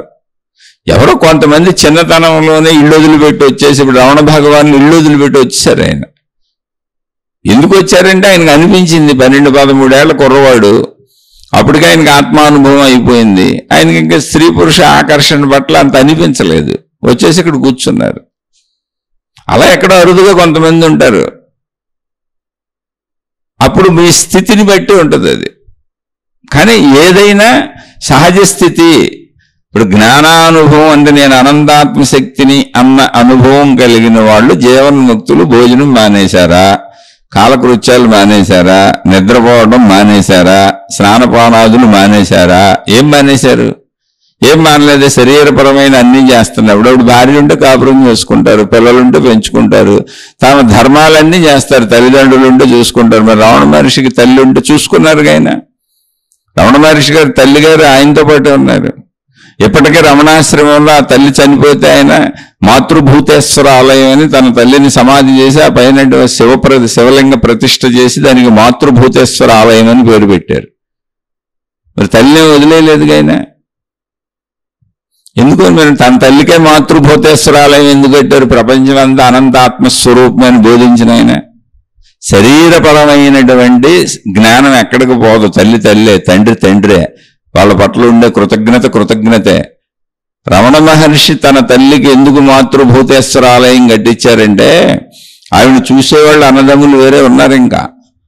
కానీ ఆవిడ ఈయన దగ్గరే ఉండిపోయారు. ఉండిపోయినప్పుడు అందరూ అడిగారు, ఏముందమ్మా ఇక్కడ వసతులు ఉండవు, వనరులు ఉండవు అంటే ఈ స్టార్టింగ్లో ఏమి లేవు అక్కడ, ఎందుకు ఇక్కడ ఉంటున్నావు అంటే, లేదు లేదు నేను ఈయన దగ్గరే ఉంటాను, ఈయన జీవన్ముక్తుడు, ఏం అక్కర్లేదు, ఆయన్ని చూస్తా అలా, నేను చనిపోయినాక నా శరీరాన్ని ఆయన అలా ముళ్ళమండలో విసిరేసినా పర్వాలేదు, ఈయన దగ్గరే ఉండి ఈయనతోనే గడుపుతాను నేను అన్నారు. ఆయన స్థితిని గుర్తించారు. ఆవిడకి బంధువర్గం ఉన్నారు, వేరే పిల్లలు ఉన్నారు, కానీ తన కొడుకు యొక్క స్థితిని గుర్తించి దాన్ని గౌరవించారు. అటువంటి స్థితి పొందాలి మనుషులందరూ అనేటువంటి తత్వాన్ని ఆవిడ చూపించారు ఆయన పట్ల. నేను ఆయన దగ్గర ఉంటాను, ఆయన నాకు ఏం చేసినా చేయకపోయినా పర్వాలేదు, ఒకవేళ నన్ను పట్టించుకోకపోయినా ఆయన అనంత ఆత్మస్థితిలో ఉండి, ఒకవేళ శరీర భావన లేదని నన్ను పట్టించుకోకపోయినా, అంటే మానవ మాత్రులు అలా భావించుకుంటాం మనం, నన్ను ఏ ముళ్ళకంపల్లో విసిరేసినా పర్వాలేదు, ఆయన చనిపోయిన తర్వాత నాకేం చేయకపోయినా నేను ఇక్కడే ఉంటాను. అయితే ఆయనకి ఎందుకు ఉండదు తన తల్లి అని? ఇప్పుడు తన తల్లినే ప్రేమించలేనటువంటి జీవన్ముక్తుడు అసలు ప్రజలకు బోధలు ఎందుకు చేస్తాడు? మీ అందరిని ఉద్ధరిస్తాను. ఎప్పుడైనా గుర్తుపెట్టుకోండి, తన సొంత కుటుంబ సభ్యులను ప్రేమించలేని వాడు గురువైనా దేవుడైనా ఎవరైనా ఈ ప్రపంచంలో ఎవరిని ప్రేమించడు. అది మోసగారితనం. ప్రేమించినట్టు కనపడొచ్చు కానీ అది ఖచ్చితంగా ఎవరిని ప్రేమించడు. తనకు అనుకూలంగా ఉన్న వాళ్ళందరినీ అప్పుడు ప్రేమిస్తున్నట్టు కనపడుతుంది అంతే. తన పనులకు వాడుకుంటూ ఉంటారు. ఎవరైనా చూసుకోండి, మీరు ఎంతటి మహాత్ముల దగ్గరికైనా వెళ్ళి చూడండి. శంకరాచార్యులు వారు లాంటి వారు కూడా తన తల్లి కోసం ఎన్నో చేశారు. ఆ తల్లి దగ్గరికి చివరికి వచ్చి అన్ని ఆయనే చేశారు. సన్యాసం తీసుకున్నా కూడా తన తల్లికి ఏం చేయాలో సమస్త కర్మలు ఆయన చేశారు. వివేకానందుడు లాంటి వాడు తన తల్లి కోసం, తన సోదరుడు కోసం చివరి రోజుల వరకు ఆయన మనస్తాపం చెందుతూ ఆయన చేయవలసిన ఏదో చేస్తూ అనేక కోర్టు కేసులు కూడా ఆయన పాపం ఏదో ఇల్లు కొందామని ఆయన ఏదో ప్రయత్నిస్తే అదేదో మోసాలు జరిగితే కోర్టు కేసుల దాకా కూడా వెళ్ళి నానా గొడవలు అయినాయి. పాపం ఆధ్యాత్మికతలో ఉంటూనే నా తల్లికి నా వాళ్ళకి ఏమీ చేయలేకపోయానని ఎంతో బాధపడ్డారు. ఆయన చేసే ప్రయత్నం కూడా చేశారు. ఎవరు వదులుతారండి? ఆధ్యాత్మికం అంటే వదిలేయటం వైరాగ్యం కాదు, మొత్తాన్ని పట్టుకోవటం. అసలు ఒక మనిషిని వదిలేయటం కాదు, ఒక కుటుంబ సంబంధ బాంధవ్యాన్ని వదిలేయటం కాదు, ఒక భర్తనో ఒక భార్యనో ఒక తల్లినో ఒక తండ్రినో ఒక కొడుకునో ఒక కూతురునో ఒక స్నేహితుడినో వదిలేయటం కాదు, అనంత ఆత్మశక్తి స్వరూపుడునన్న భావనతో మొత్తం సృష్టిని పెట్టేసుకోవటం. ఏళ్ళు వదిలేసి వాళ్ళని పట్టుకుంటాను, వాళ్ళని వదిలేసి వీళ్ళని పట్టుకుంటాను ఎవరండి? తన కుటుంబ సభ్యులను ప్రేమించలేని వాడు అంటే తనకు జన్మనిచ్చిన తల్లిదండ్రులు, తనతో కాపురం చేసిన భార్య, తన కన్న పిల్లలు, తను కాపురం చేయడం ద్వారా తనే జన్మనిచ్చాడు ఆ పిల్లలకి. ఆ పిల్లలు తనతో పుట్టిన అన్నదమ్ములు, అక్క చెల్లెళ్ళు, ఇలా తన వాళ్ళనే ప్రేమించలేనివాడు, తన బాధ్యతలు, తన కుటుంబ సభ్యులను ప్రేమించలేనివాడు ఇతరులను ప్రేమించలేడు. అది నటన. అలాంటి నటనలో సహజంగా మనం పడతాం. ఎందుకంటే మాకు వైరాగ్యం వచ్చేసింది. వైరాగ్యం వస్తే మరి నీకు శిష్యులు ఎందుకు, భక్తులు ఎందుకు? అసలు వైరాగ్యం వచ్చిందండి. కుటుంబ సభ్యులు అక్కర్లా, తల్లిదండ్రులు అక్కర్లా, భార్యా పిల్లలు అక్కర్లా, ఓకే బాగానే ఉంది. మరి భక్తులు శిష్యులు ఎందుకు అంటే మరి నాకు సేవలు చేయాలి కదండి. వీళ్ళు ఎందుకు వద్దంటే వీళ్ళకి నేను సేవలు చేయాలి కాబట్టి, అందుకని నాకు వైరాగ్యం వచ్చింది. ఇప్పుడు వాళ్ళకి నేను సంపాదించి పెట్టాలి, వాళ్ళకి సేవలు చేయాలి, పైగా వాళ్ళ స్వతంత్రత్వం వెళ్ళి పెత్తనాలు చేస్తారు. మా నాన్న మా ఆయన ఇటా వచ్చి పెత్తనాలు అంటారు, స్వతంత్రంగా మాట్లాడతారు, చనువుగా మాట్లాడతారు, నన్ను గురువుగా దేవుడిగా పూజించరు, ఆరాధించరు. కుటుంబ సభ్యులు ఎందుకు ఆరాధిస్తారు? కాపురం చేసిన పెళ్ళం ఎవరినైనా నువ్వు నా గురువు, నువ్వు నా దేవుడు అని ఆరాధిస్తుందండి. ఇప్పుడు సీతమ్మ తల్లి, రాముడు ఎంత గొప్పవాడో మనకు సీతమ్మ తల్లి కూడా అంతే గొప్పదిగా కాదా? ఇప్పుడు శ్రీరామచంద్రుడు మనకు దేవుడు, సీతమ్మ తల్లి మనకు దేవత. కానీ సీతమ్మ తల్లికి శ్రీరాముడు దేవుడా? కాదుగా, భర్త. సీతమ్మ తల్లికి శ్రీరామచంద్రుడు ఏమవుతాడు? భర్త అవుతాడు. దేవుడు ఎందుకు అవుతాడు? శ్రీరాముడికి సీతమ్మ తల్లి ఏమవుతుంది? భార్య అవుతుంది. దేవత ఎందుకు అవుతుంది? వాళ్ళకు పుట్టిన పిల్లలు వాళ్ళ పిల్లలు అవుతారు, కానీ మనకు దేవుళ్ళు అవుతారు వాళ్ళు. అలాగే ఒక గురువు, నేను ఒక పెద్ద గురువుని అయిపోయాను, పెద్ద మాతాజీని అయిపోయాను, నా కొడుకు కూతురు నా భార్య పిల్లలు కూడా అందరూ నన్ను దేవుడిగా కీర్తించాలి, పూజించాలి, నా కాళ్ళ మీద పడిపోవాలి, ఆ శిష్యులు భక్తులు ఎలా చూస్తున్నారు అలా నాకు ఆరతలు ఇవ్వాలి. నీ అంత పెచ్చోడు నీ అంత పెచ్చది ప్రపంచంలోనే ఉంటారు. అంటే ఇది సహజత్వానికి భిన్నమైన పిచ్చిని ఎక్కించుకుంటున్నారు ప్రజలని చెబుతున్నా. అందుకు చెబుతున్నా, ఎవరైనా సరే నువ్వు ఎవరైనా చెప్పాక ఇప్పుడు రామచంద్రుడు కొడుకే అవుతాడు. కొడుకు రామచంద్రుడు దేవుడు ఎందుకు అవుతాడు? కొడుకు రామచంద్రుడు తండ్రి అవుతాడు. వాళ్ళు అలాగే మాట్లాడుకుంటారు, నాన్ననే మాట్లాడుకుంటారు, దేవా అని మాట్లాడుకోరు. సీతమ్మ తల్లి రాముణ్ణి నాథ అని అంటది, భర్త అని పిలుస్తుంది, దేవుడా దేవా అని పిలవదు. అలాగే రాముల వారు సీతమ్మ తల్లిని అమ్మ దేవత అని పిలవరు, భార్యగాని చూస్తారు. ఇవే బంధములు. ఆ బంధముల యొక్క విలువ తెలుసుకోండి. ఆ విలువలు పాడు చేయబాకండి, బంధముల విలువల్ని నాశనం చేయబాకండి. మీకు ఇష్టం వచ్చినవన్నీ తయారు చేసేబాకండి. భక్తి మార్గాల్లో, ఆధ్యాత్మిక మార్గాల్లో, దైవ మార్గాల్లో ప్రజలను అలా భ్రష్టు పట్టించేబాకండి. ఏదైనా స్థితి గతి అంతే. లేదు ఆ భ్రష్టు పట్టించిన వాళ్ళందరూ, ఎందుకంటే పాపములలో గల్లా మహాపాపం ఏంటంటే ఒక మనిషికి మాత్రమే జ్ఞానాన్ని ఉపయోగించుకునే శక్తి ఉంది. ఈ మతముల పేరుతోనో, మత పెద్దల పేరుతోనో, గురువుల పేరుతోనో, మహాత్ముల పేరుతోనో ఏదో ఒక రకంగా మనిషి తనకున్నటువంటి జ్ఞానశక్తిని వినియోగించనివ్వకుండా మోసపూరితంగా వాళ్ళని ఒక చట్రంలో బంధించి ఉంచేసే వాళ్ళందరూ ఎంతమంది మనుషుల్ని బంధిస్తారో, ఎన్ని రకాలుగా ఇలా మనిషిని జ్ఞానాన్ని తెలుసుకోనివ్వకుండా చేస్తారో, అన్ని జన్మలో వాళ్ళు ఎత్తిమెళ్ళి అన్ని బాధలు పడతారు. ఇప్పుడు కూరుకునే సాగిందని సాగించుకుంటున్నారు అంతే. ఇప్పుడు దొంగలు దొంగతనాలు చేశారు, ఎంతవరకు విలాసంగా తిరుగుతారు? దొరికే వరకు అంతే. ఎవరైనా తప్పులు చేసిన వాళ్ళు ఎంతవరకు అంతే. ఇక్కడైనా అంతే. సృష్టి శక్తి నుంచి ఎవరు తప్పించుకోలేరు. అనంతాత్మశక్తి భావన కలగాలి. దానికి ఈ శరీరం సహకారంగా ఉంటుంది. జ్ఞానంతో జ్ఞానాన్ని తెలుసుకోవటానికి ఈ శరీరం నీలో జ్ఞానాగ్నిని రగిల్చే విధంగా ఇంద్రియాలతో బయటికి పరుగులు తీస్తూ ఉంటుంది. ఆ ఇంద్రియాలతో తీసిన పరుగుల నుంచి నీ లోపలికి నువ్వు చేర్చుకొని అనుభవాలుగా మలుచుకునేవన్నీ సుఖములో దుఃఖములో ఏదో ఒక రోజుకి నీలో జ్ఞానాగ్నిని రగల్ప చేస్తాయి. దుఃఖములుగా కావచ్చు, సుఖములుగా కావచ్చు, కష్టాలుగా కావచ్చు, ఇష్టాలుగా కావచ్చు. వీటన్నిటితో కలిపి జ్ఞానాగ్ని టక్కన అంటుకుంటుంది. అది అంటుకున్నాక నీకు ఆత్మజ్ఞానంలోకి పడిపోతావచ్చు. అది అంటుకునే వరకు ఇలా జరుగుతూనే ఉంటుంది. దానికి ఈ శరీరమే అవసరం. ఈ శరీరం లేకుండా కుదరదు. అందుకని శరీరాన్ని తక్కువగా చూసుకోబాకండి. శక్తి భావన తెలిసిన వాళ్ళు శక్తి భావన తర్వాత ఎలా ఉంటారు, జీవన్ముక్తులు ఎలా ఉంటారు అనేది ప్రశ్న. కాబట్టి మనకు ఉన్నటువంటి చరిత్రలన్నీ జీవన్ముక్తులు ఎలా ఉన్నారో చెబుతున్నాయి. రామాయణం అంతా జీవన్ముక్త స్థితే, శ్రీకృష్ణుడు అంతా జీవన్ముక్త స్థితే.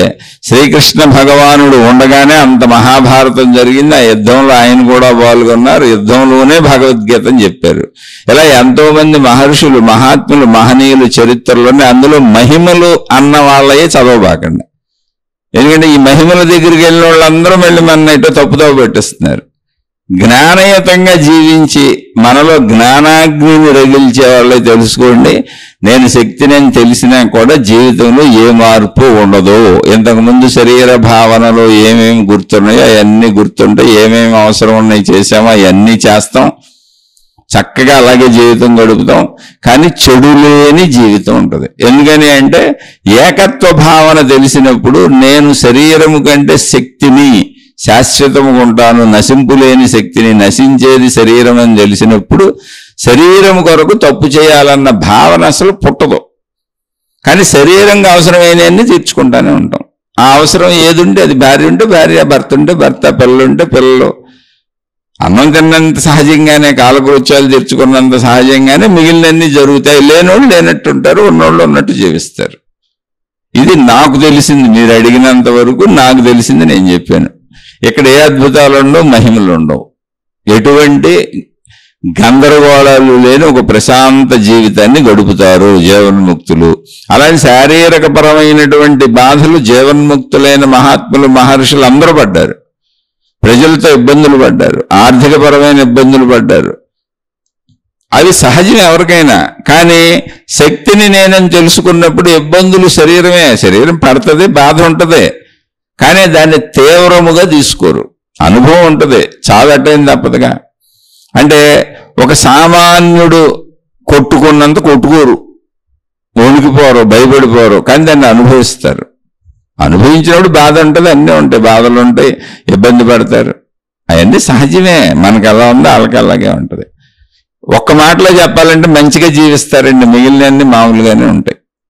ఇంకా మీకు ఏమైనా సందేహం ఉండి అడిగే ప్రయత్నం చేయండి, మళ్ళీ తప్పకుండా చెప్పుకునే ప్రయత్నం చేద్దాం. రోజు వీలున్నంత వరకు ఇలా ఏదో ఒక రూపంలో ఎవరో ఒకరు ప్రశ్న అడిగిందో ఆ ప్రశ్నకి నేనేదో ఒక శీర్షిక రూపంలో చెప్పిందో అలా ఏదో ఒక రూపంలో ఆత్మజ్ఞాన చదువుని, ఆధ్యాత్మిక చదువుని కాసేపు గుర్తు చేసుకొని చదువుకునే ప్రయత్నం చేద్దాం.